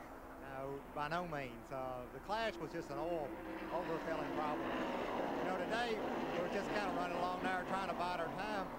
When a Budweiser car, you know, was running awful well, and you know, all of a sudden the car felt like it slowed down up off turn 4, and I looked up and it was running like 245 water temperature, and that was it for us. How do you see the race, Bill, the way it's going here? You got any eye on somebody that might win it? Well, you know, there's several cars in that bunch running well, and I was just trying to bide my time there. It seemed like my car worked awful well, and it, you know, it was, I don't know if I could ever lead the race, but I could have been right in there with a hunt of them. But, you know, there's several good cars left there, and it'll be interesting to see. Thank you for coming by. Better luck next time. Thank you, sir. That's the story on Bill Elliott, who's had only 2 DNFs, 2 did not finishes in 15 Daytona 500s.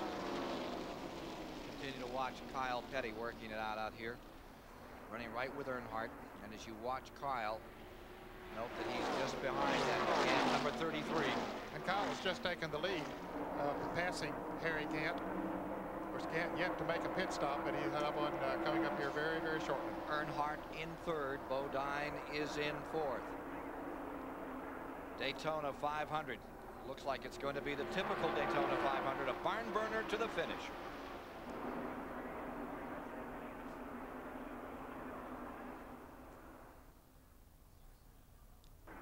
(119 of 200 laps complete).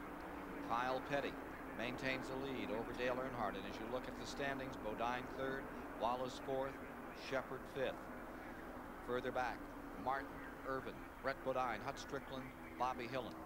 But back here, where you see some real movement, Ted Musgrave, Harry Gant, Dale Jarrett, Jimmy Spencer, and Ken Schrader. Now, Dale Jarrett's just picked up another spot, or 2.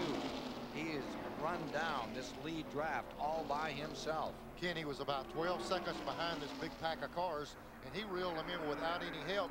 And once he got to this group, he's been picking them off in a hurry, so the car's got a lot of strength. Now this Musgrave in the 55 car is running in 9th place. Here's David Hobbs. Harry Gant's pulled in the pit for his regular pit stop. They put some more weight in the right rear. The fuel man follows him down the pit. Harry leaving a lot of smoke there. Smells like good old tire smoke as he goes back into the race, but something's wrong with the car. We'll try and find out what. Back to you, Ken. Watching this battle further back in the field as Gant, who had been leading, made a pit stop. And you see the number 18 Jarrett flying through this field. Meanwhile, the leaders. And Kyle Petty and Dale Earnhardt have hooked up and pulled away. And Neil, this is the biggest lead we've seen anyone have today. Kyle Petty and Dale Earnhardt, what, a second and a half or 2 ahead of the 3rd place car, Jeff Bodine. Then it looked like they got caught back in traffic. They ran up on that lead pack, and they had so much momentum, they just drove by them and actually broke the draft. So looks like Kyle Petty is really pulling these 2 away from everybody else. There you see the 2 leaders and the pole sitter, Kyle Petty in front. Earnhardt right there. Here's Bodine looking up at the leader, or leaders. You can see the black car on the outside, the green car just barely on the inside. As he goes into 3, they're midway through 3, coming out of 4. Bodine currently 3rd.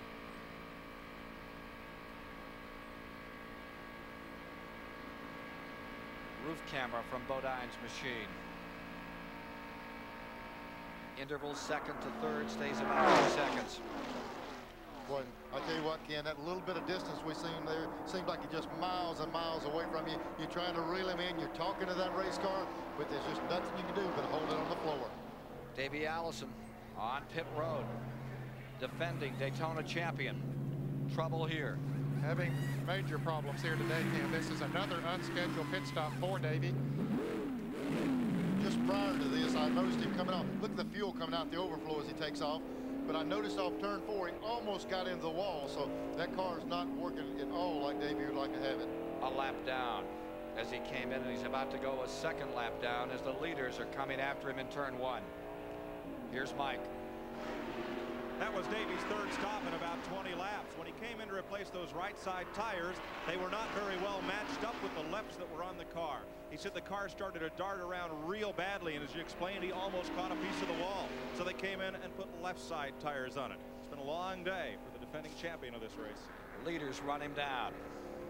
2 laps back goes Davey Allison as Kyle Petty continues to mount this charge toward carrying on a family tradition in the great American race. Grandfather won it in '59. His dad won it 7 times. And Kyle driving the race of his life, staying just in front of Earnhardt here. Then you see the big interval. Back to Jeff Bodine in 3rd. And Brent Bodine has come up to 4th. Ernie Irvan in 5th. We're sitting there watching Kyle Petty lead this race. Felix Sabates put up a bonus of $1 million if Kyle could win this race. And that could possibly happen as well as he's running. Here are the Bodine brothers almost side by side. Jeff pulls in front of Brett. Ernie Irvan dives down to the inside. Ricky Rudd's number 5 just in front of them, making them 3 wide in the back straightaway. Of course, Ricky, many laps down, he had some problems earlier during a pit stop. And take a look right behind. Here comes Jarrett. Jarrett has been, he and this number 26, the quickest cars out here over the past several laps. Meanwhile, up in front, Kyle Petty and Earnhardt there. But look at Dale Jarrett in the 18, finding Brett Bodine and Ernie Irvan. Just in front of him, the number 4 car, that yellow car, Irvan, then the green car, Brett Bodine, and Joe Gibbs colors. Cordell. We're looking out the back of Ernie Irvan's car. They're from the rear bumper of his car to Brett Bodine, passing Davey Allison. Allison moves down, gives them plenty of racing room. Davey's really having a hard time just get that thing up to speed, isn't he? Those STP race cams giving us some incredible pictures out here as you watch Bodine and Jarrett running in 5th and 6th, closing ground. And now look at Jarrett pull to the high side. This at about, what, 189 miles an hour. Now he ducks back in again as they come down hard against the wall. And Kyle Petty is pitting. Number 42 comes in. Hey, this should not be a pit stop. Is this an unscheduled pit stop, Mike? Ken, on their last stop, they got only 1 can of gas. You see the dry brake coupler on the front of the fuel can allows them to fuel these cars like they do jet planes without a great deal of spillage. And on the second gas can, it malfunctioned. So Alan KULWICKI's team came running down with gas man and can to make sure Kyle got a full load of fuel this time. An unscheduled stop. They take the opportunity to change right side tires in less time than they can fuel it, but he's away in 12.3. Ford team helps a Pontiac team get back in this thing. Some heat in that car, trying to get him back out there. But now Earnhardt is running by himself. If they single file behind, they're going to run him down. Oh, yeah, they'll run him down in a hurry. Dale Jarrett and Ernie Irvan is hooked up in a draft back there. They're going into 2nd place around Jeff Bodine. See them there. Ernie already buying the yellow car. There's Jarrett in the green and black car trying to get around Jeff Bodine. If they continue to be hooked up, they'll run Earnhardt down quickly. So Earnhardt has no dancing partner, no one to draft with out there. And Ernie Irvan in 2nd spot. Brett Bodine in that red number 15 and the green top car of Dale Jarrett are closing in here. This happening at lap 127 of 200. We'll be back with more live exclusive coverage of the Daytona 500 on CBS Sports after this message and a word from your local station.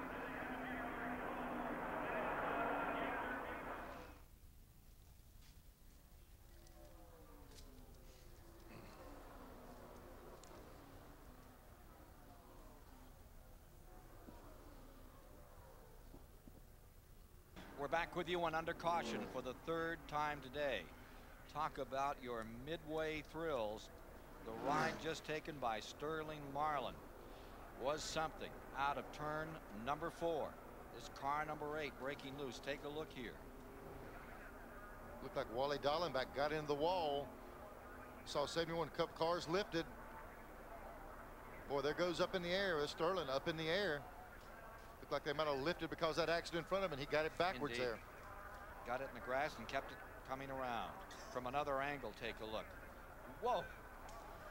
And that's that rear spoiler that Neil was showing us at the first of the race. When it got absolutely backwards at that speed, it just lifted the back end off the ground. Talk about a flying machine. That's a 3,500-pound flying machine. A couple of years ago, without those side windows and all the things that's been done, these side skirts, that car would probably went on up and over. But NASCAR has really been working to get these cars, when they have a problem, to keep them on the ground.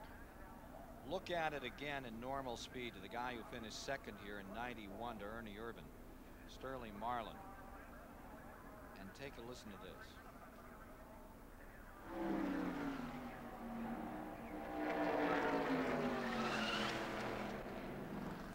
Look at Joe Ruttman. Yeah, coming into the pits, he said, what in the world is going on?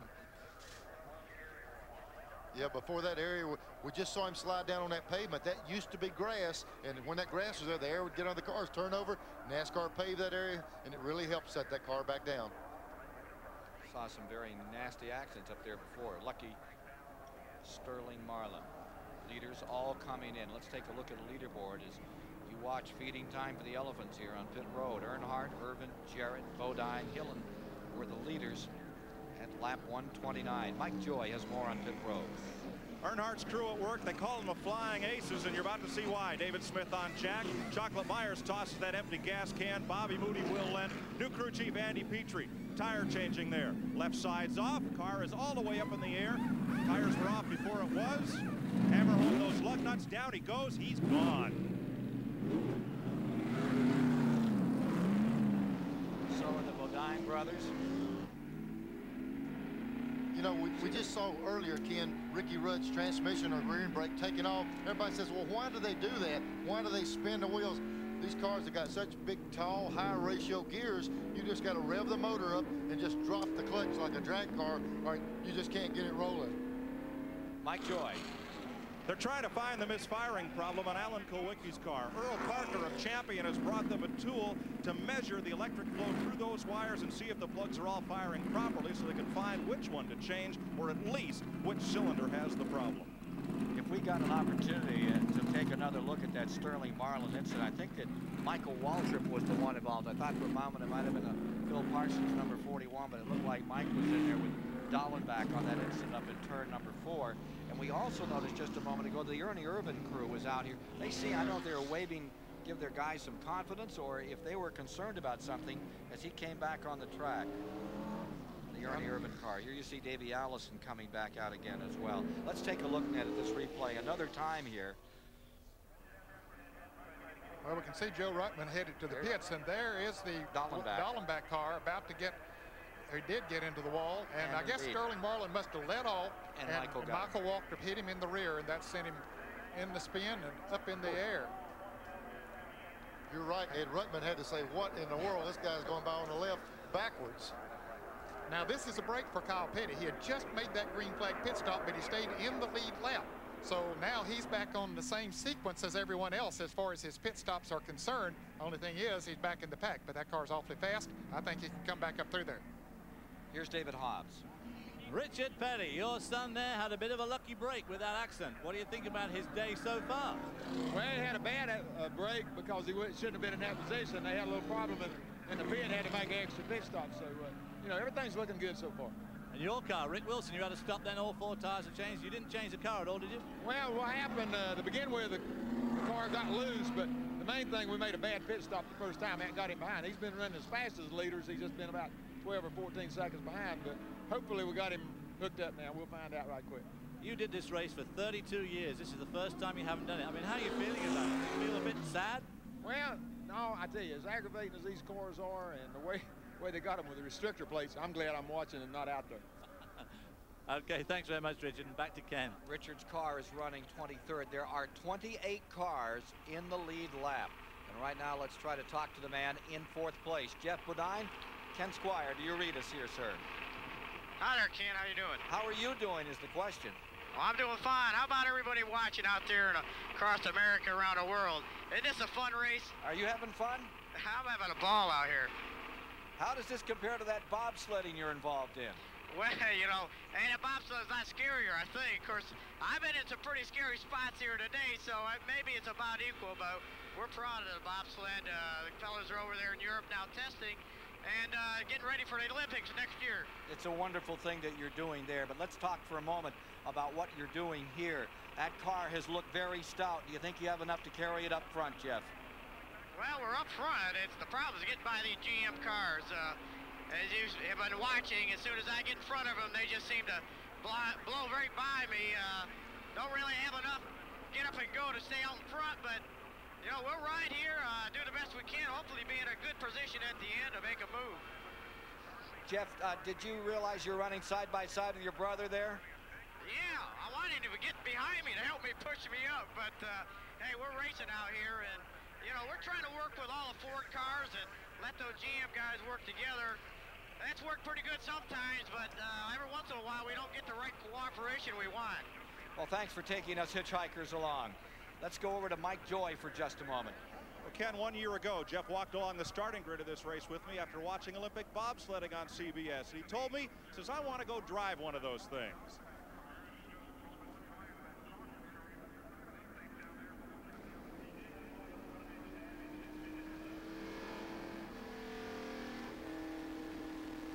Had looked on television. We made it! But Bodine felt he could help the U.S. team. He commissioned Chassis Dynamics in Oxford, Connecticut, who've built race cars for all 3 Bodine brothers, to analyze current sleds and build a new U.S. prototype. Where Bob Cuneo and Bob V found many sleds to be similar, they copied existing designs. Where they found the sleds to differ, they innovated. And as in auto racing, they rented World Cup bobsled sites the day after a race there to test under actual competition conditions. I asked Jeff what moved him to become so deeply involved in somebody else's sport. The last time an American won a gold medal in the bobsledding was 1936 with an American-made bobsled. And that's the last time they had an American-made bobsled. So that's our goal, to build these bobsleds, provide them to the drivers, to the teams, and then go win some medals. Jeff has already put $135,000 of his own money into this project. They are looking for corporate sponsorship. And you'll see this in much greater detail if you tune into CBS Winterfest coverage next Sunday at 5 p.m. Eastern. It's a great story. They really have helped that team along. They've come up with some new... 5th place. He's had a little bit of a problem, but still in the lead lap. And there, Wally Dallenbach Jr. is in 27th place. He's the last car in the lead lap. Bill Parsons is 1 lap down in 28th position. See how far back Davey Allison is, boy. Getting set on a restart here. Hensley, Marcus, those cars out of the race. Dick Trickle coming down for green. This will be the first chance we see. Dale Earnhardt's been leading the race. Dale Jarrett has been making up ground all day long. He's right on Earnhardt's bumper. We see if he's got anything for him now. I expect him to be content for a few laps here, Neil, just to try to pull him away from the rest of the field and try to build up a little bit of a lead that Kyle Petty and Dale Earnhardt had going there before Kyle had to make that unscheduled pit stop. You got 3 Chevrolets there right now. Ernie Irvan is tagged on to him as well. Most impressive car in the last 25 laps was Jarrett in the 18. Earnhardt staying up there, but Jarrett wound that field in and rolled through. Irvan right there in the number 4, giving us these pictures of Dale Jarrett in 2nd place as they come to full song in the Daytona 500.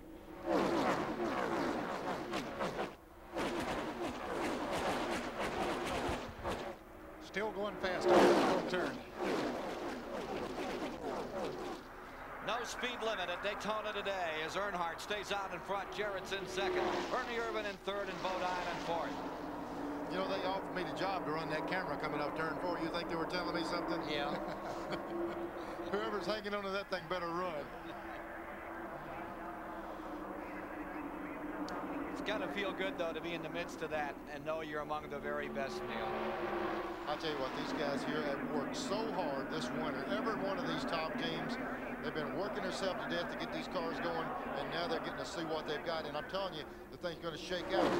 We've got the most lead changes coming up we've had ever at this place. It's going to be quite an ending for this. A lot of brother acts out here today. The Bodine brothers, the Waltrip brothers, the Wallace brothers, the Labonte brothers. A lot of guys came into this sport, and the young kid that used to work on the race car came along a little later. They've progressed up through the ranks, run the short tracks, paid their dues, found their way into this 500.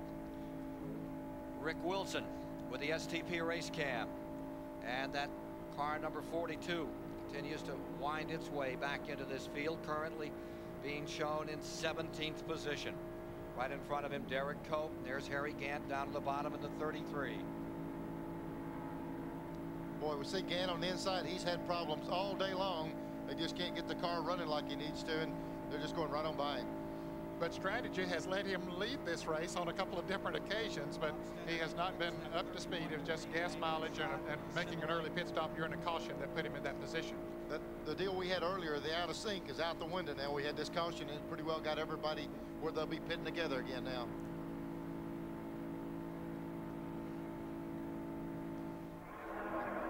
Back straight away. 139 of 2 complete of 200. And there you see Earnhardt first. Dale Jarrett right there in the second spot. What a turnaround for him a year ago. They lost, what, 3 cars here? Let David Hobbs has this report for us. Well, I'm with Buddy Parrott, Rusty Wallace's crew chief, and you've come up from 34th position. You're now in 6th, right with that lead draft. How's it going? Well, it's really good right now. We just came in, put 4 of those good year Eagles on that race car, and he said the car's handling great. We've had a car all day that was a little loose to start with, but as the fuel burns off, the car can freeze up and gets real good, as you know, everybody's been watching. I just want to say one thing for the guys back in the fab shop. Y'all did a great job on these cars. Thanks very much, Buddy, and back to you, Ken. Buddy Parrott, you can tell when he talks about those good years. He was an old tire buster for years. That's how he got started. Buddy Parrott won Daytona 1990 with Derrike Cope. Trouble on the back straightaway. Going into turn 3, Rick Wilson's car has been collected in this crash. There's Hamilton's car. Rick Wilson dropping down to the inside. The number 44 car running in 17th gets hammered. He's okay. Trying to get the motor recranked. He's over trying to hit the starter. Trying his best to get that thing cranked up where he can get it back around and see if they can get it finish the race. At lap 141. He was running in 17th position. Still in the lead lap and certainly still in contention. Too bad. Richard Petty on the radio talking to driver Rick Wilson. Richard knows all about that. He's been there before himself a lot in the last 2 or 3 years and in this race. Well, you can see he has it headed back towards the pits now. A lot of damage done to the right front. Certainly kill the aerodynamics on the car. I don't believe it would measure up to those templates now that Gary Nelson has, who's the competition director in Winston Cup Racing. Robbie Loomis is now his crew chief. He worked with Rick way back, early days in Florida on the short tracks. Looks to me like they're going right to the garage area. 3rd straight Daytona 500 crash for Rick Wilson.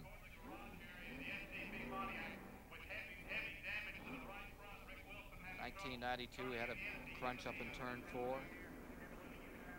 Trouble back in 91, and now today up here in turn 3. It comes to an end early for Rick Wilson of Bartow, Florida, now carrying the Petty colors. He's got the front end knocked out so bad the wheels are turned in opposite directions that he actually can't get the car to turn well enough to get it in the garage where they can try to fix it. There goes Richard. He's going to get in and oversee the work, see if they can get the car back out. First time he has ever been in this position. Chasing the car and run into the garage without a set of wheels under him. Looks like they're going to try their best to get him back out here. You know, while Richard and these guys are running the garage, Jeff Bodine is on pit road. But he's the only one of the leaders got the hood up. Looks like they're working. Maybe he's running a little bit warm. They're working that, cleaning that grill area off. Put a little water in. See the radiator, the water hose over the deal. They stuck a little bit of water in. He must be running hot.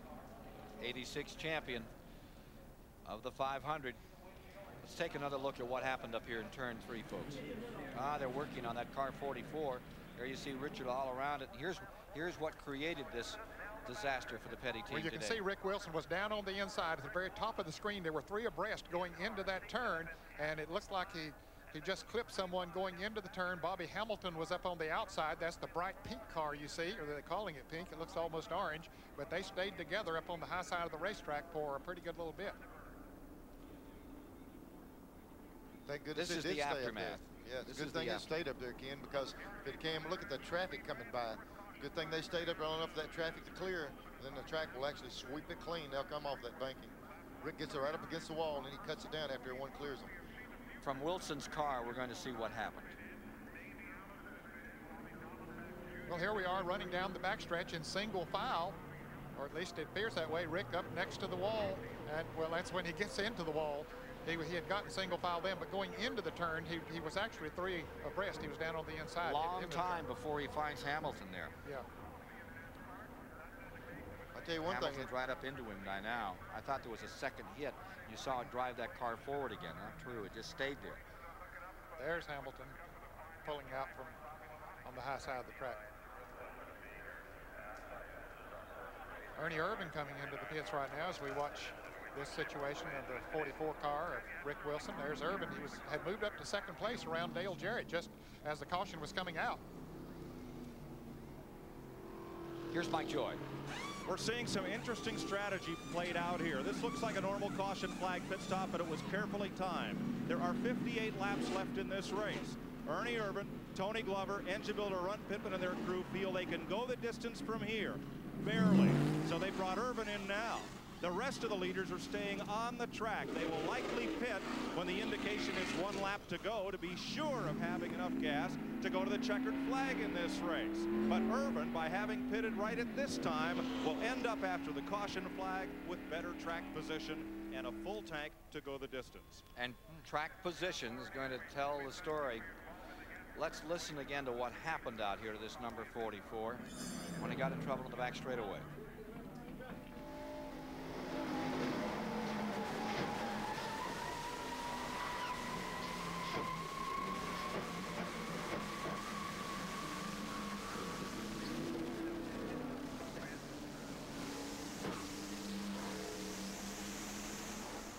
You could really hear the impact of that second hit from Bobby Hamilton, and it seemed to take forever before he found him.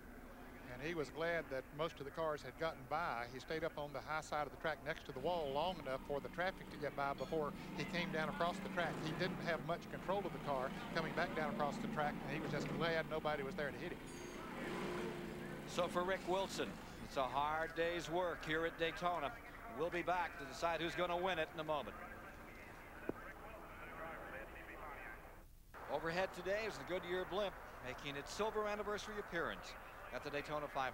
We're just taking green and getting back underway with some 145 laps complete here at Daytona in the 35th running of the 500. And as they sort them out, Earnhardt stays first, Jarrett's in second, and the big story, Rusty Wallace for the moment in third spot. He's had a very consistent run up through the field in that black car number 2, the Penske car, running in third spot. And a little further back, Rick Mast is in fourth, started 31st today. Number 1, Rick Mast having a good run with Jeff Gordon, the rookie, back up in 5th spot that we saw lead the first lap. There were several cars that made pit stops, late pit stops. Ken SCHRADER, who was running in 3rd place, made a pit stop. Of course, we documented that Ernie Irvan did, and he's going to try to go all the way. Several drivers trying to go all the way. That's a long way to go at 146 laps. It really is. I didn't think they had that kind of range. Maybe in these cars now. You know, then we know they stretch it when they can go 125. Boy, they're really doing some speculating. They think they can go this far. Mike Joy. I just talked to Ron Pittman, former engine builder of the year. He puts the power to Ernie Irvan. I said, Ron, 145 miles, that's 6.6 miles per gallon. Are you sure? He says, this thing gets better mileage than my wife's car. And we'll not tell what brand of car that is, will we? Better not.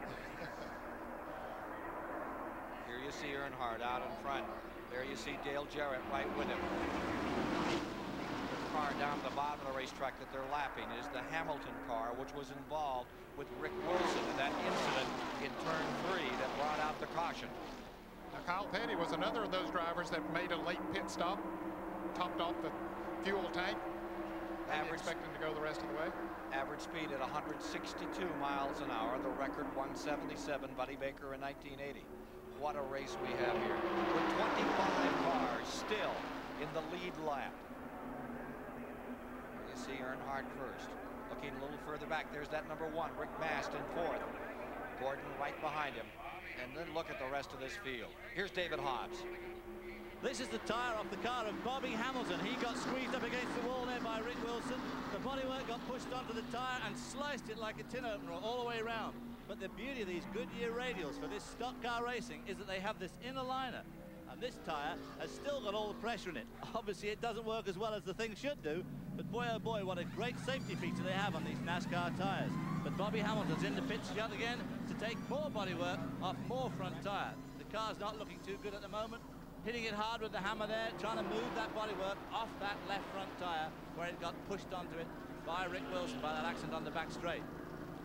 Down towards show and tell time here in the Daytona 500. It started out with a rookie leading the very first lap. And we've seen Earnhardt, Kyle Petty, and Jarrett being some of the dominating factors, as well as SCHRADER in this race. 4 caution periods in the race. We've had 29 lead changes among 12 drivers thus far.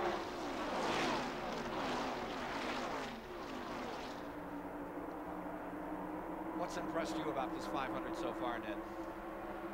The number of cars that we've seen running up front, and the number of lead changes that we have had so far here today. It just been, and there's trouble on the backstretch. It's Ernie Irvan's car that's slapped into the wall. Looks like it's hitting a ton too on that right front. Now you wonder if that strategy, they'll say, I wish we hadn't done. Don't know what caused this, but being back in a pack, you certainly are more subject to get involved in something like this than if you were up front. Car grinding to a halt. Ernie Irvan's number 4. And the 91 champion as the caution comes out for the 5th time. And all the rest of them now can make a pit stop and make it the rest of the way from here. Faces the frustration that comes after you've tagged the wall. As to why, we'll take a look at that in a moment. There you can see some of the debris off car number 4 up against the wall. Boy, as Ned said, all of that strategy is out the window. He's sitting completely on the bare rim, so that right there will be headed to the garage.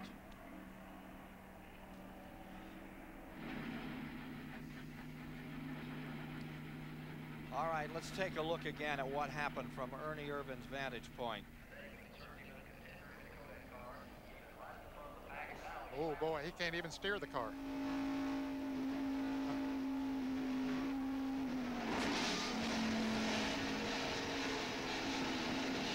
Oh, he got hit from the inside by someone, and it just slammed him right into the wall. Here's another shot, so if we can see what's happening. He's coming along. Looked like the 66 car inside. It's hard to tell what happened. Boy, Ernie went right out that inside wall and took a real hard lick. Still another angle. And you see the black number 66 of Derrike Cope coming on by. They made it look like they made contact as they came off of turn 2. From Jeff Bodine's car. Here's Jeff coming off the banking onto the back straightaway. We see Irvan up there. They swerve together. Irvan right in the wall. Boy, Bodine just barely cleared the accident. Ernie Irvan. Looks like he's not a little happy. bit hot. No, he isn't happy. And pit road is closed right now. Although there's some cars that are coming on pit road, they're making a mistake because pit road is closed because of Irvan's car sitting down there. You see all these cars on pit road? Pit road is actually closed. Kenny Wallace came in, Davey Allison, Wally Dallenbach. Hamilton's car came on pit road, but none of the leaders. And there you see number 4 where it came to rest. He tried to steer it down onto pit road, and it slapped the wall there too. And Ernie Irvan is hot. Well, he had a crash in the Daytona 500 last year. He was fighting for the lead with Bill Elliott and Sterling Marlin. Big crash on the 91st lap. 50 laps to go. And all of those cars I mentioned that have come into the pits, when the pits were closed, they'll have to go to the rear of the line, of the longest line, when they restart this race. Last year he was out early, credited with 28. And again this year. Not a good day for Ernie Irvan of the Morgan McClure team. Their hopes of winning the 500 for a second time.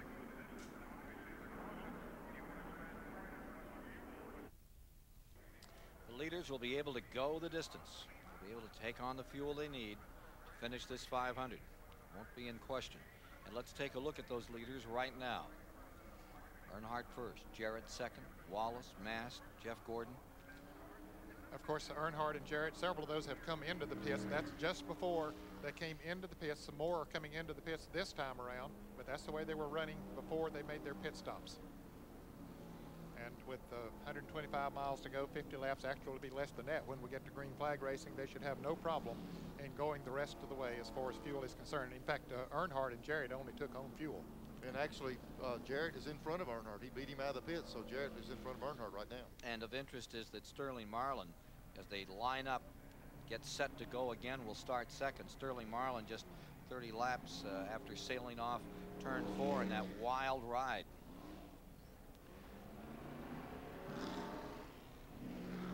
Here is how not to come on pit road.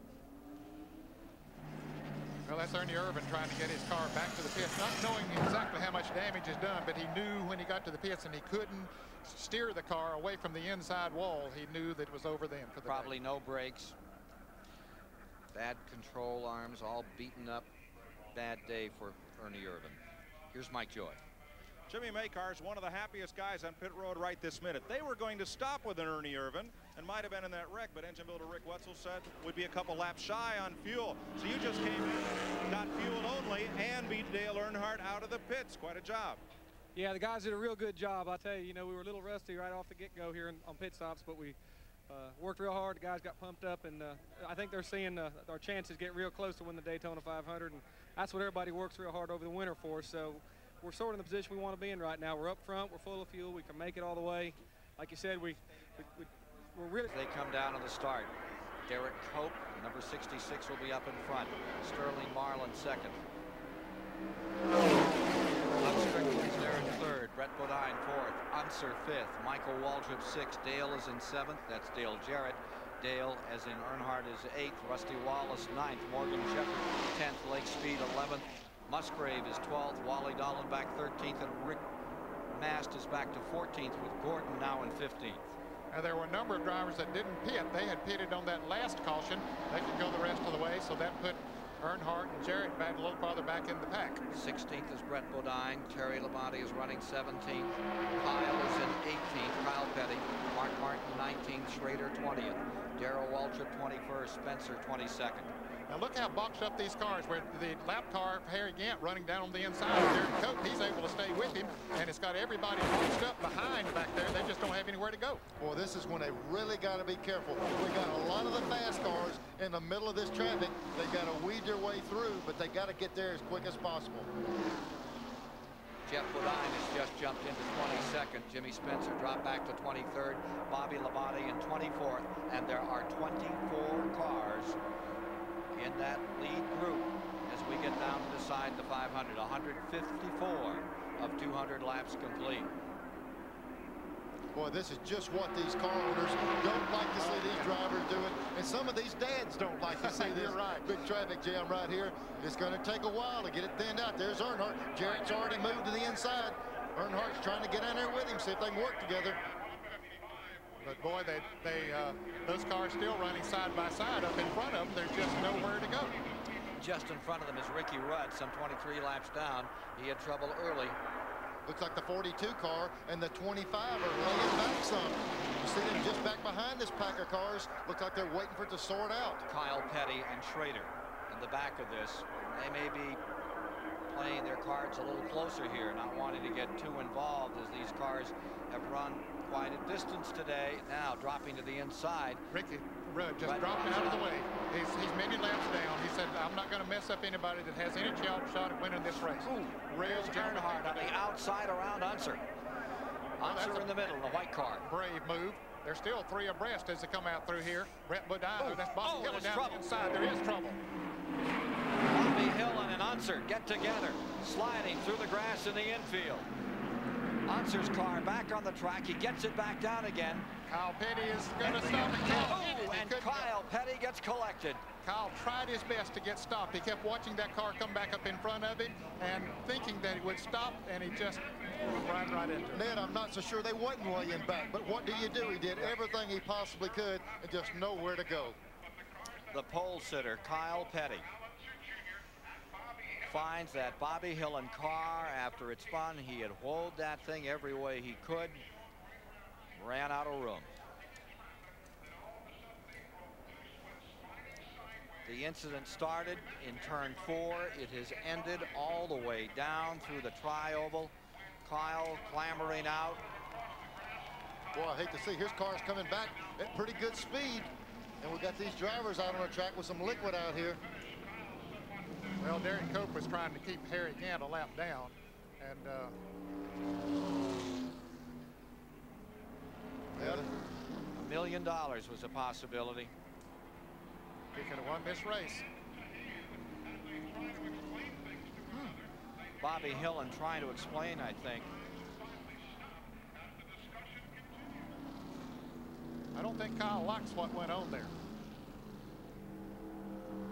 But he said, hey, it's over with now. There's nothing we can do about it. Let's don't even talk about it right now. Let's cool off. You're exactly right. These guys are out there running as hard as they can run. What they don't need to do is even get together. It's hard to control your tempers. Trying to keep them apart. And that's surprising that Bobby Hillin, he's a real mild-mannered individual, but he's very upset too.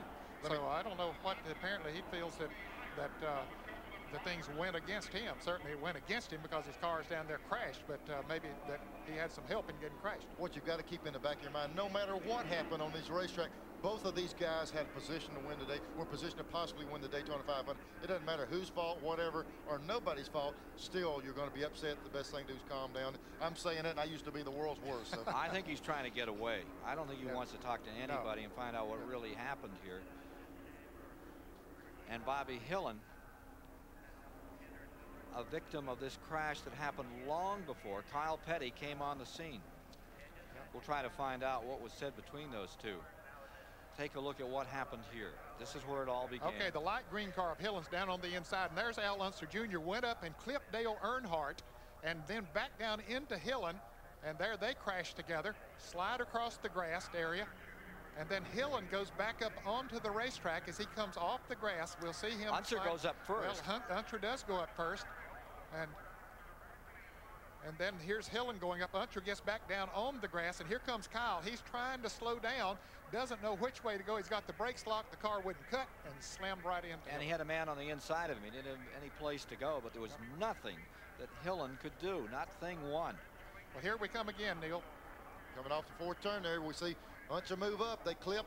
Unser comes back, gets Hillin with him when he goes. Boy, 30 car just barely missed him. You see Hillin's got the hood up over the windshield. He can't see where he's going. Unser comes out. He's actually driving the car. He's got a little bit of drivability. He comes across. Mike Joy. Mike Joy. Al Unser walking along back to the garage here. First of all, you're okay? Yeah, we're okay. You look like you're in a good shot to win the 500 when that happened. What went on there? Well, Dale did me on the outside going into 3, and then he got caught up in the gray, and I was able to get back by him coming off of 4, and then coming off of turn 4, he got my right rear corner panel, turned me sideways, and then that was that. I was bouncing in between cars then. I'm glad you're okay. Will you be back? Oh yeah, we had a good time, and you know, we were just doing real well for Valvoline and Hendricks Motorsports, and we had a shot at it there at the end, but you know, there's just too many people coming off of 4, and they just started banging each other. IndyCar racing is close racing. How's it compare to this? You know, they run a lot closer here because the wheels are covered and gives the guys a lot of confidence, but maybe too much sometimes? A little bit too much, yep. Thanks, Al. Can't wait to see that guy back here another time. Here it is again. There's Bobby Hillin in the green-colored car, or aqua-colored car, down on the inside. But Unser and Earnhardt get together. That's what caused the whole thing. I don't quite understand why the verbiage between Kyle and Bobby Hillin, because, you know, they didn't really have that much to do with it. They were victims of circumstances. I think it's just frustration, more so than being mad at one or the other. Kyle might have said something then that kind of got Hillin's attention, but I think it was just sheer frustration. Here's Mike. Fellas, the cars were sliding toward us on pit road as they came to a halt. Kyle Petty had his car locked down, and he was very nearly stopped of the accident. As Hillin's car slid through the grass, it was clear he was still driving it. He was fighting for control, got it turned around, and thought he was going straight when it spun back up, came up the racetrack. And I think instead of locking the car down, bringing it to a stop, he tried to swing it around again, and it came up right up into Kyle Petty's safety lane at that point. It's an accident that if either driver had done anything differently, would have been avoided. Well, there you see Kyle back in the Cebettis hauler, and I think that's Ernie Irvan in there with him. Here's Bobby Hillin with some of his crew. We are at, trying to check our laps here. 160 laps have been complete. 40 to go. 100 miles to go in this race, and Ken, we're down from not long ago. We had 28 cars in the lead lap. Now we have 21. I hope people see this, don't say, well, these drivers. But let me tell you, if you do this for a living and you don't get excited when something happens, you don't need to be driving one of these things. Bobby Hillin is making his way toward Chris Economaki right now. We'll try to give you more on this story. There you see the end of the Donlevy car after it had had a great run here today. 4th straight year that the pole sitter has failed to finish the Daytona 500. As it bites Kyle Petty today. Meanwhile, Rick Wilson is back out here, looking a little sore and sullen, but 44 still rolling. Here's Chris Economaki. Oh, we're here, Bobby Hillin. You look like you're upset. What's the reason? Well, I'm very upset. I'm trying to keep my composure. It's so hard in times like this, you know. We had a very strong car. I don't know what happened.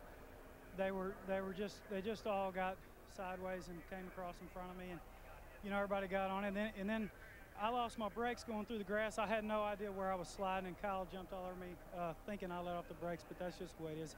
We're all upset right now. We'll all get over it. I'm just thankful that we've got a great company like Holly Myers. They're supporting us 100%. This is our first time in racing, and we thought we had a good shot at it. Bobby, we got up on the screen. I know it's very hard to see here with the sun shining on the screen. Maybe you can see exactly what happened.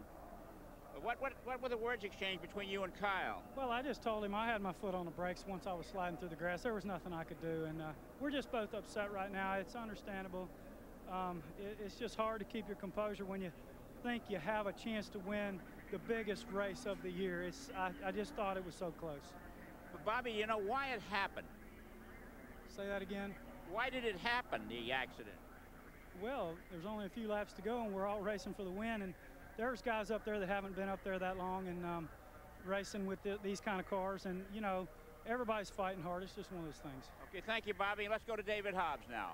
Well, I just had a word with Kyle Petty. I ducked pretty much, and he just said, don't even bother to wait. There must be a crowd of 200 reporters out here. He said, don't even bother to wait, because he said, I'm not going to say anything, because if I say it, I'm going to regret it like hell tomorrow morning, so you might as well just all go away, because I'm not saying anything right now. And you can understand why. Pole position and really looking strong today. What a shame. $1 million, too, going down the window. Big bonus for Kyle Petty from Felix Cebettis if he'd been able to pull it off. Not to be. All right, getting set for green. Next time by the Mrs. Gossage down there, the PR lady. He tried to come out and talk right now. He was still quite upset that he, in essence, was afraid he might say something that he would regret tomorrow. So his best way is just to not say anything at all. Okay? Sorry. I agree with you. I can't answer that one until he comes down. So that's the story. There's no story as far as Kyle is concerned at this time. Come back tomorrow. And I think you're right, Ned. You're out there running 190 miles an hour. You got your life in your hands, and then something like this happens. Fortunately, everybody walked away. That's the best news of all. Well, that is good news. Still a tremendous race to go here, Neil. What's unique about this sport, in most major league sports, when there's something like that happens, the drivers or the participants aren't accessible. And to be able to get on those guys that quick and want them to answer questions, the thing to do is sit down, cool off, and not say the wrong thing. I hate to see it happen. Both of them had a shot at winning this race, but it's just a part of the racing. Wouldn't that be something if he won his second 500? I mean, you talk about a dark horse in this race. They came down here with no sponsor. Most people felt they'd have problems even qualifying. They put it together. They got themselves in the race, and they're leading as they come to the line. with Sterling Marlin in second, Strickland third, Dale Jarrett in fourth, Brett Bodine in fifth, Rusty Wallace sixth, Earnhardt back in seventh, Michael Waltrip eighth, Morgan Shepherd ninth, Musgrave 10th, Wally Dallenbach 11th, Jeff Gordon 12th, Mark Martin 13th on the start. And one thing that caused that wreck to happen back there, we kept talking about those cars up front running side by side as they're doing there right now. Those cars kept getting boxed up back there, nowhere to go. Everybody kept jockeying around for position. That's what caused the wreck. Here we are again, side by side. Ned, we got the same set of circumstances. Hopefully these guys can work their way to the front. That's got a shot to win this thing. And just see what happens. I do think we'll see a little more caution coming up through there than we did before. Maybe they can weed their way through it. Down on the inside, you see the lap car of Harry Gant, number 33. He is running 22nd, running one lap down from those leaders stacked up on the outside. All the lead cars are on that outside lane as they resume racing. So far, everybody minding their manners. Okay, Derrike Cope has broken away from Gant. Gant backed off a little bit going into the turn. That's what they needed, was to get out in single file. That's what the lead cars needed. So Derrike Cope now out in front all by himself there. 165 laps complete. Strickland the third for the Junior Johnson team. And there you see that number 8 that took that wild ride 4.5 feet off the ground. Here comes Earnhardt to the inside on Rusty Wallace in the 2. No room, Gant still there. Sliding out of that fourth turn area. Dicey racing. Dale Jarrett moving up on the outside, or trying to, of Sterling Marlin. That's not Sterling Marlin, that's Hutch Strickland. Hey, they're going 3 abreast into that turn.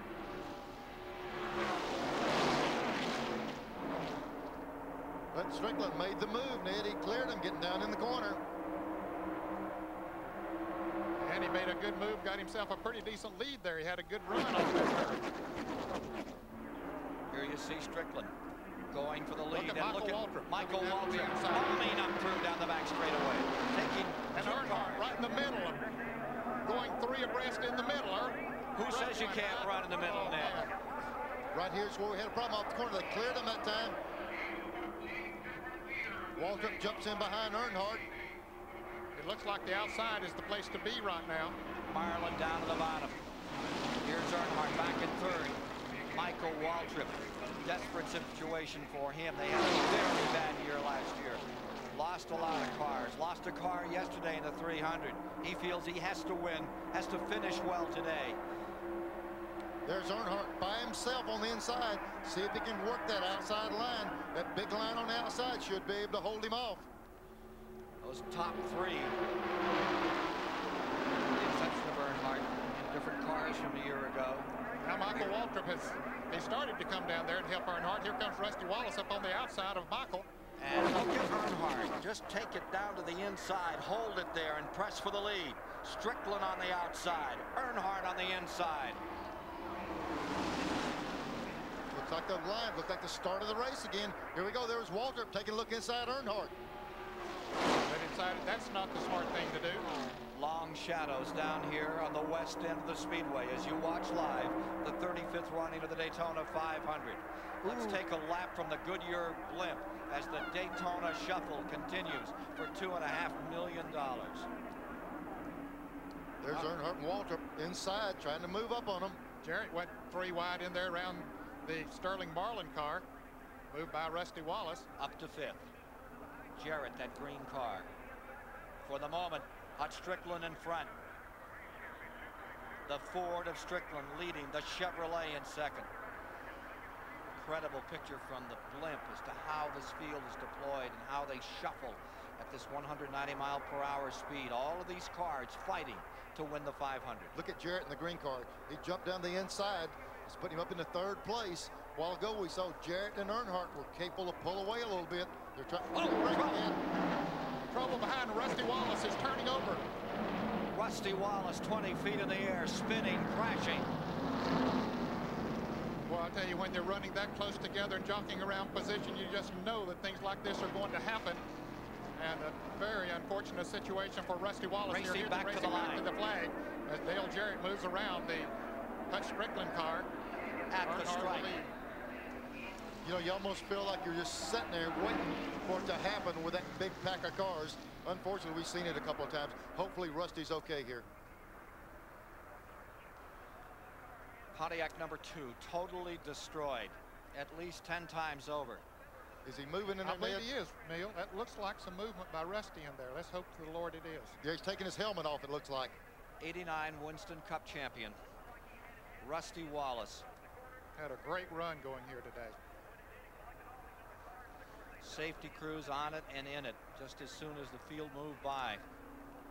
Yeah, that car had hardly stopped rolling until one safety member was right there.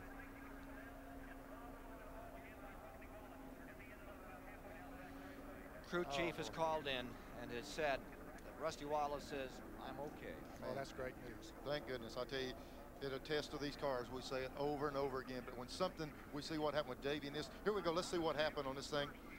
There's Jarrett. He gets in line. The 66 car right behind Waltrip. Looked like they tapped. They touched right there, the 66.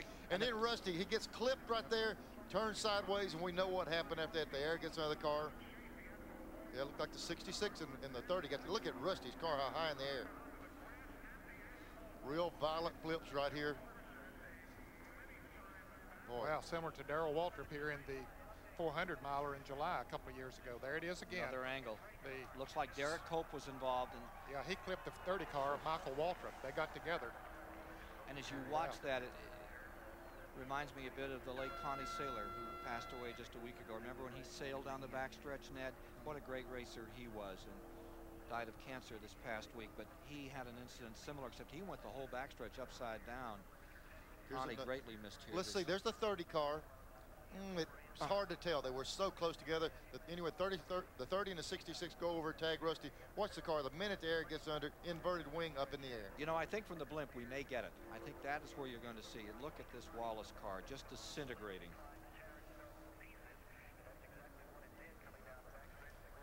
As it settled, he said, I'm okay. And the roll cage held up in that car. Yeah, he got tagged. You can see it from the blimp. Yeah. The 66 coming across on the 30. It catches the number 2. Frightening crash. Yeah, and they said the minute the car stopped, Rusty hollered, I'm okay. So he knew he needed to call those guys. He's walked to the ambulance. We're in Jeff Bodine's car now as he goes through there.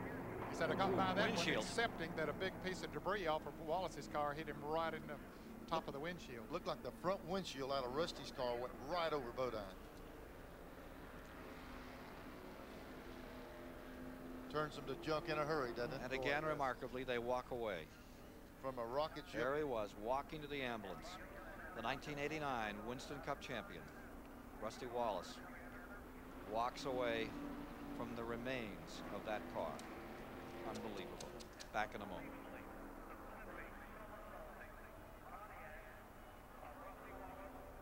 Well, as we get back, 172 complete. And you'll have Earnhardt in first, Dale Jarrett in second, Hut Strickland in third, Sterling Marlin fourth. Jeff Gordon will be in fifth. Here comes the pace car in. 6 is Shepard. Here is Mike Joy. Of the cars on the lead lap, Mike Waltrip was in the wreck. He made a pit stop, came back out, and Brett Bodine got a piece of debris that ruined the nose of his car. He pitted, got 4 tires, and has returned. 19 cars remain in the lead lap. Running 6 is Shepard. In 5th is Gordon. A little further back, the 7th spot is Jeff Bodine. 8th is Musgrave. 9th is Dallenbach. 10th is Schrader. 11th is Martin. 12th is Lake Speed. 13th, Terry Labonte. 14th, Spencer. Then Bobby Labonte, 15th. Rick Mast. The Waltrips out in the back of this field, and they're rolling. The two Dales are going to try to hook up together here, Ken, and try to pull away from the rest of the field. They have a lap car of Phil Parsons in between them. They pulled away from Hut Strickland on the start of the race. Now here comes Strickland down on the inside. He's not going to have anything to do with that. He said, I'm going to draft right back up there to you. And he does. Boy, he got back quickly. Yeah, that's pretty impressive. I thought when they made that break that Strickland kind of got left back there, but it didn't take one straightaway for him to reel him back in. Chevrolet first and second. Here comes Hut Strickland in third, and here comes Gordon rolling back up in there another time at his Chevrolet. Gordon being shown in the 5th position. In great position. Right there, just drafting along. Right behind that Sterling Marlin car. Strickland Marlin. Running 3 and 4. There's Morgan Shepherd right in behind him. They're running good. The Wood Brothers car today.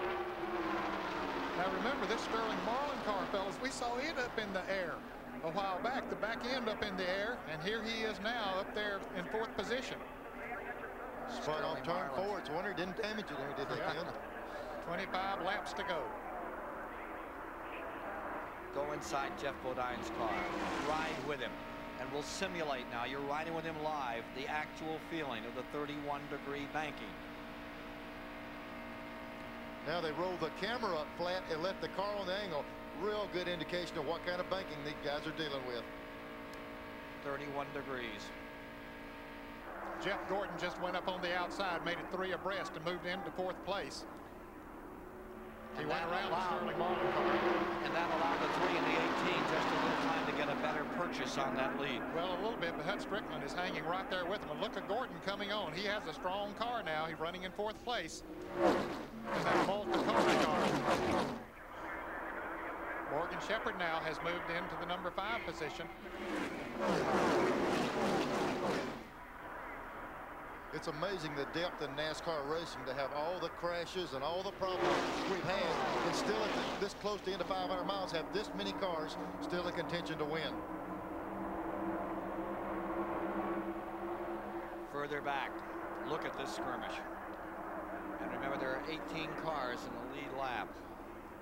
And Jarrett going for the lead. Takes the lead going down in turn 3. There goes Hud Strickland with him. Jarrett cleared him really good, getting down in the corner. Comes Earnhardt and Gordon hooked up together, back under. Hud Strickland.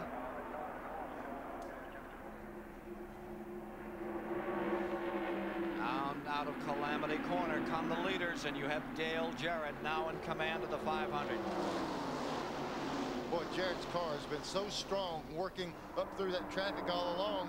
Now he's in front of Earnhardt. We'll have to see what kind of laps they crank out, see who's pulling the cars around the quickest. Well, evidently he felt that he could pull it a little bit faster than Earnhardt was running. They'd like to get away from those cars behind him and settle it between themselves. Now Jeff Gordon has moved up into the 3rd position. He has a strong car as well. 178 complete. First time Jarrett has led since lap 6.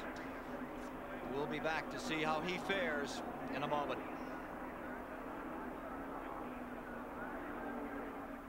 From the lead, Dale Jarrett sinks back into 4th position. Morgan Shepherd, the 2nd place finisher just a year ago, takes over in 3rd. The rookie Jeff Gordon goes to 2nd. Earnhardt remains in front. Earnhardt trying to win the 500 for the first time in his career. 19 wins at Daytona, but never in this race.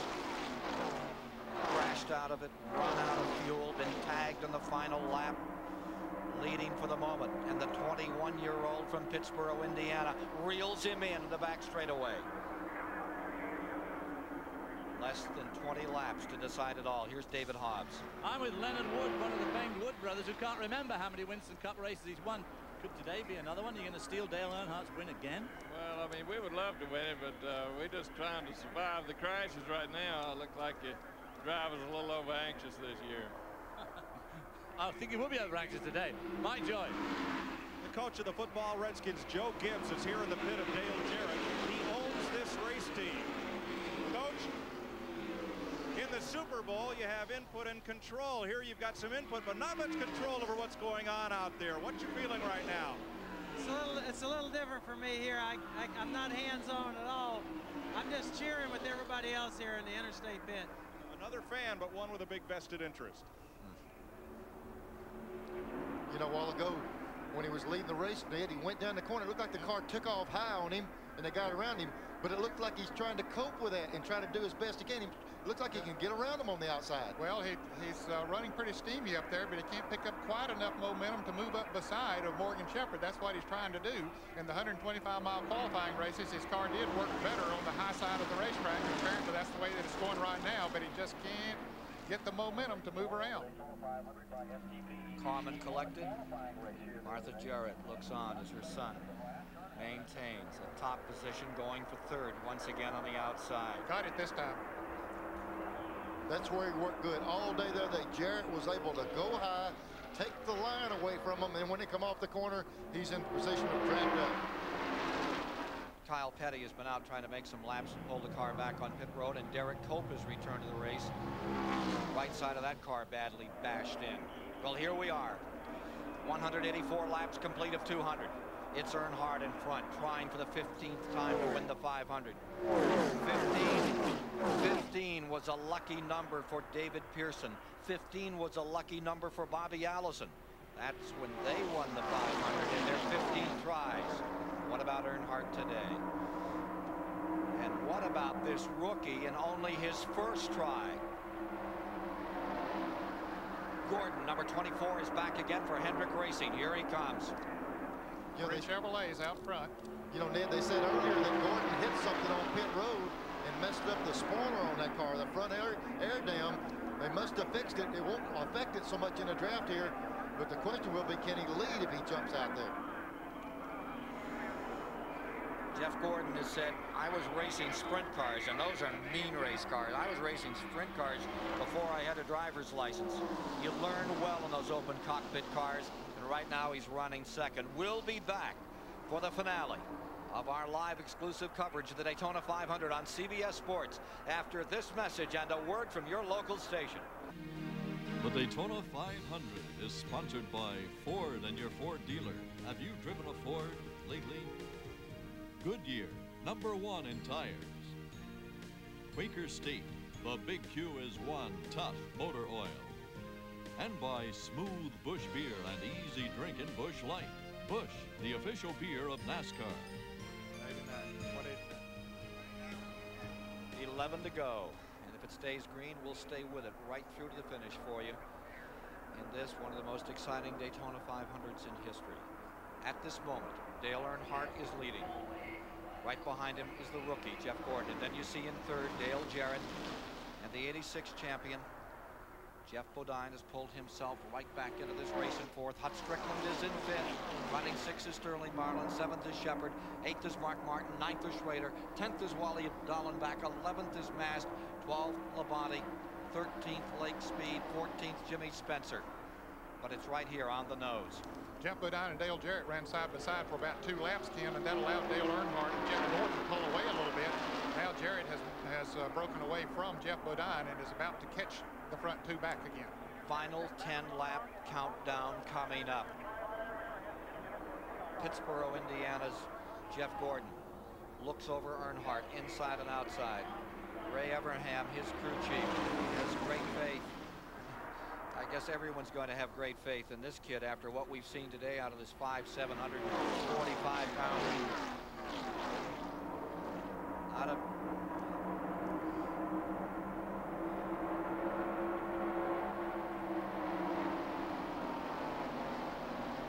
the leader. 10 to go on 3 occasions, and it didn't happen this afternoon. And Jarrett lies there in third. Do you think that car has more? Do you think that car has more, that 18 car? Well, I think he's driving his heart out. I think he's giving it all that it has right now, Ken, if he just gets himself in the right position. Let's go to the pits and Mike Joy. Well, look what's on TV here at the Hendrick house. Rick, what'd your wife give you for Valentine's Day here? We got 4 TVs and we put them in each pit, and I couldn't run up and down this pit road all day, so I get to watch a little TV while they're racing. That's because he's got 4 cars in the race. If 21-year-old Jeff Gordon, in only his 2nd Winston Cup start, can win racing's biggest prize, is everybody else here going to start to feel real old? Well, you know, when I met Jeff and looked at him and he was about the age of my daughter, it really kind of dawned on me how young he really is. But he's done a heck of a job. If we finish second to Earnhardt, I'm still awful proud of him. You know, he's done a heck of a job today. The whole crew has. Let's see how it goes. Hendrick won the '89 500, the Waltrip, and '86 Hendrick won with Bodine.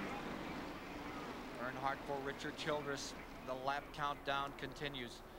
There you see Jarrett throwing that car down onto that first turn area, the west end of the speedway. Earnhardt has led 100 laps of this race, Ken. That's half of it. I was wondering earlier, Jarrett's car, we couldn't see him keep it low. That time he stayed lower than the other guys. I don't know that he's not playing around, trying it high, trying it low. He's ran them down from way back several times. He might have a little bit more than they've got. Well, he's going to try that high groove once again. He wants that to work. He tried it up there for a while, and it just wouldn't work. Now he's trying it again. Ned, how many times did you try to win this 500? Well, let's see. I don't know. I didn't race in the first one in '59, but I did 60 through '66, so that would have been, what, 6 years, I guess. Third was the best. Third was the best. Yeah, finished fifth in '65. And this was always a ticklish track for you. Well, you had 50 wins, but this was always a ticklish situation running down here. Yeah, I guess you could say that super speedway racing was not really my forte. That has been somewhat of a surprise with Dale, that he does so well on the super speedways when I didn't. Every time we see a group of cars, I keep saying, well, 2 or 3 of them are going to break away.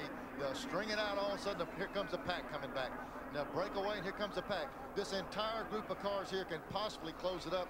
We've got like 6 laps to go, and these guys can steal any of these top 5 or 6. They've got a really legitimate shot at it.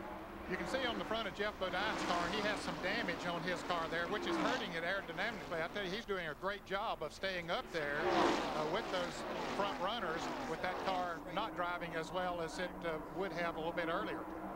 There you see the top 4. Back to Bodine. Right behind him, Hutch Strickland in 5th. A little further back, Schrader is in 6th, maybe 3 car lengths. There's Schrader. Following him is Morgan Shepherd. He is in 7th. Second place finisher a year back. Then Mark Martin. Up to 8th is Mark. Right behind him, Sterling Marlin. 5 to go this time by. Well, do you think your old hunting compadre is going to finally win this race? Let me tell you what, I was legitimately saying 6 guys got a chance to win this race a while ago. We've got 5 laps to go. Anything can happen. Once somebody makes that break, it's going to scramble, and I'm not so sure it'll happen on the last lap. I'm not so sure somebody might go out of the ordinary trying to do it before the white flag. They all want to win the big one, and they'll do whatever they think they have to do to win it. The last lap around was right at 190 miles an hour, so they're not playing. They're cranking them up, and this is on old tires. Jarrett goes to the outside, begins to look on the high side. Those cars are pretty equal right now, it looks like. 4 laps to go. They're trying to pull away a little bit now from Jeff Bodine to get him out of the picture on that last lap if they possibly can, Neil. I think that's one reason that Dale Jarrett is following right on the back bumper of the others, is to try to take him out of the picture. And I'm going to tell you what Dale Jarrett's going to be thinking if they get Jeff Bodine out of the picture. What he would like to do as they come around to get the white flag is to help Jeff Gordon draft up even with Earnhardt, and then try to get a run off of him going down the backstretch on the last. Make it 3 wide. Yeah, Take the shot. That's what he would like to do. But you know, sometimes circumstances just don't let that happen. I'll tell you what, it's a pretty good game of high-speed chess, and that's what it amounts to: positioning, placing yourself, and then pull the trigger at 190 miles an hour. Now Earnhardt's car looked a little unstable that time out of 4, Neil, when he came off that. And you notice on the 15 car that car is showing a little aerodynamic rumble on Bodine's car just behind him on the right side. He does have a problem on the right front of that car, so that's why I say it's amazing that he's been able to stay up there with them, with that car not aerodynamically perfect. And you know, he's not out of it. He's still right there. From this platform, you're riding, watching those top 3 cars. There you see them down the back straightaway into 3.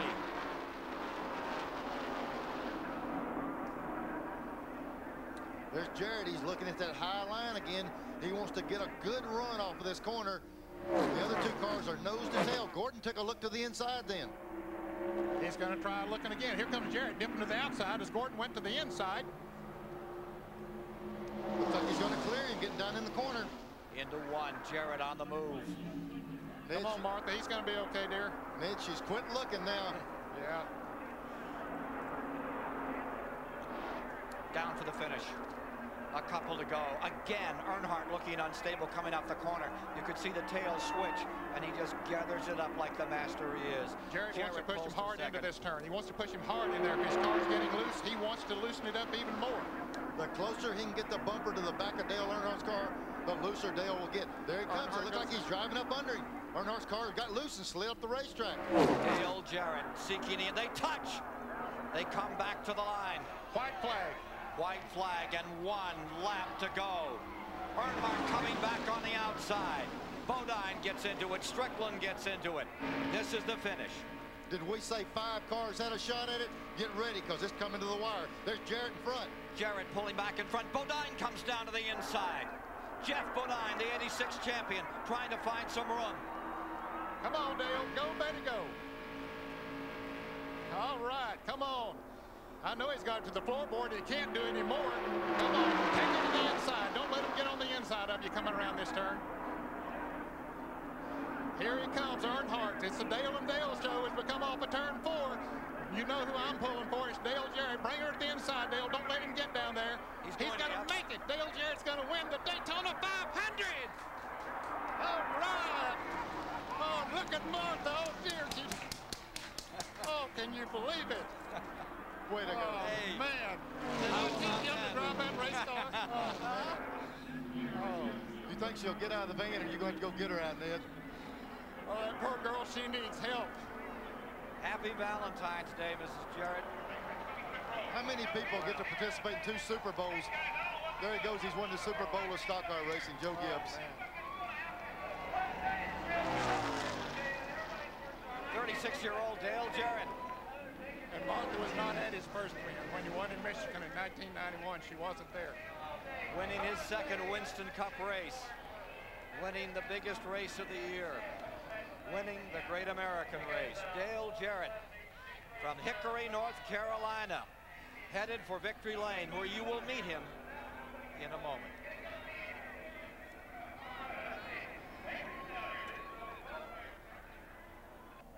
Joe Gibbs walking to Victory Lane at Daytona. He's used to hearing "Hail to the Redskins." "Hail to 18" would be appropriate here. Chris Economaki standing by with the Daytona champion, Dale Jarrett. Okay, here he is getting his red hat on. Come on out, Dale. Here he is. The surprise winner. What a fabulous grade, and look at the celebration. Congratulations, Dale. About that last lap, how long did you plot that? Well, I was just trying to find out where I could really get a run on those guys, and it seemed like 3 and 4 was a good place for me to really get a run. I found out that I could get around Jeff on the outside there and did that, and Dale just slid up high down there. It looked like his car got a little bit loose getting in the corner, and that let me get on the bottom. I had a run. We got a headset here for you to talk to your dad. Here you go. Take it away, Ned. Super job there, Dale. I tell you, I'm really proud of you. You did just exactly what you had to do, like I told you, right? That's right, exactly like you told me all along, Dad. Thanks for everything. I appreciate it. This is a great day. Well, I tell you, your mama was watching, and you can't believe the way she broke down when this race was over. Of course, we had to expect that. Proud of you, son. You came so close back, I believe it was in '63 when you ran out of fuel. I thought we'd get this one for the whole family. All right, you did great for us. Thanks. Dale, you know, your mother was praying for the last 15 laps. It was the longest prayer I ever heard anybody say. Did you have any frights during the day? I was close to a couple of things, but most times stayed out of trouble. Everything seemed to happen behind me most of the day, and I think everybody did a good job out there. I had such a good car, I could just kind of bide my time. Jimmy Maycar did a great job, and we just want to thank the Lord for a safe race. I know Rusty's okay now, and he's the one that brought this home for us. Congratulations again on a great victory, Dale Jarrett. Thanks a lot. And I will be back with more of the Daytona 500 after these messages. This Daytona 500 race summary is sponsored by STP, The Edge. 38 lead changes among 13 drivers in this 35th annual Daytona 500. Dale Earnhardt led 11 times for 107 laps, but again, the final lap was the one that he missed. David Hobbs is standing by with the best Valentine's present a mother could get. Mrs. Jarrett is standing by down there now. Martha, Ned's wife, Dale's mum, what a Valentine's Day for you. Thank you. It was quite exciting for us. I knew he could do it, but I just didn't know when. But I'm so proud of him. It was a great job he did. Quite excited, she says. She's shaking like a leaf, and she was crying when we arrived. She's desperate to get to her son, Dale. But what a day. And, of course, you're coming up to your wedding anniversary, too, just next week. What a week. That's right. It's a great anniversary present. You're sitting right opposite the start-finish line. Could you watch that finish, or did you have your eyes closed? Not sure. I just heard him say he had won it, and I didn't know. I didn't watch. I'll watch it on tape. Well, I know you're very anxious to get to Dale, so we'll go back to Ken upstairs and you can go and see Dale. Thanks. We'll give you the final results. A look at the field that ran the 35th Daytona 500 after these messages. I'm standing with the most and the least, the most and the least experienced drivers to almost win the 500. First, the voice of experience, Dale Earnhardt, the last couple of laps. Just got out drafted, really. Our car was a little loose, and Dale's car was really fast. I think he had the fastest engine or fastest car down the straightaway there. And he got a little loose and got back in the pack a little bit, and then he started working his way back up. And I thought Jeff and I could hang on there and just keep drafting and be okay. And then he really got to plugging on Jeff and got under Jeff. And when he got under Jeff, he got into me and got me loose. Dale got under me and made me loose. So, he got by me, and then it was me and Jeff on the outside, and him and Dale Jarrett and Jeff Bodine on the inside. So it was just a tussle, see who could get there. Well, there's next year. The man in black will be back. How about the kid who almost won? If you'd won this, you would have made a lot of guys here feel real old in a hurry. Well, we all we wanted to do was come away today with one piece, and we did that. And we come away with a whole lot more. But it was the most exciting thing in my life to be there riding with Dale Earnhardt. I knew he was loose. I think we might have been able to do a little bit more if he wasn't as loose, because I could have drafted a little bit better with him. But he knew he was loose, and I kept having to pull back a little bit in the corners. I knew Jarrett was going to be there. I didn't know which way he was going to go. I wanted to go, but I wanted to go 2 to go, and I wanted me to be leading and him to go. I knew that if I pulled out of line, everybody's going with Dale. I mean, that's going to happen. And I just, I took my chances to stay in line. Great job, a great finish. Thank you. Here is Chris Economaki. Oh, I'm right here. Joe, this is the Super Bowl of stock car racing. I just got drenched with that Gatorade they aimed at you. What's it feel like? I'll tell you, it's a safe thrill. I can't take as much credit for this one because I was just really praying on the sidelines. Jimmy and Dale did a great job with the crew. I have so many people to thank, though. Don Meredith for helping me through all this and put all this together, my good friend. Jimmy Johnson over at Hendricks Motorsports and Rick Hendricks. Chevy, big thing, Interstate, Shell, all those guys, and Food Line help us put it together. That's exactly what it is. And putting it all together I really picked Jimmy and Dale, and the rest of it I got to give credit to everybody else. And I just want to thank the Lord for giving me this kind of a second great thrill of my life, a Super Bowl, and now the Super Bowl of stock car racing. So I'm the most thankful guy in the world. Joe. Let's go upstairs now to Ken Squire. Joe Gibbs has said, my job is to pray and stay out of the way. He did his job well, and really, he's won his 4th Super Bowl here today. Back with more from Daytona in a moment. And let's take a look at the final results on the Daytona 500. Dale Jarrett wins his 2nd Winston Cup race and winning the biggest race of them all.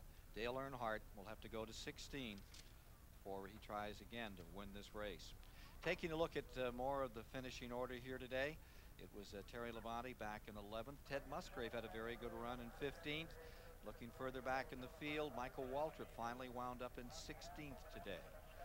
Harry Gant never came up to speed for Harry. He had some hard running to do. And as we look further back in the field, you see that Jimmy Horton had himself a 25th spot, a young man from New Jersey. Alan KULWICKI wound up 26. Davey Allison, last year's winner, 28th. Yep. So out of the field that started, we had 32 running when we came down to the finish today. That's an incredible number as well.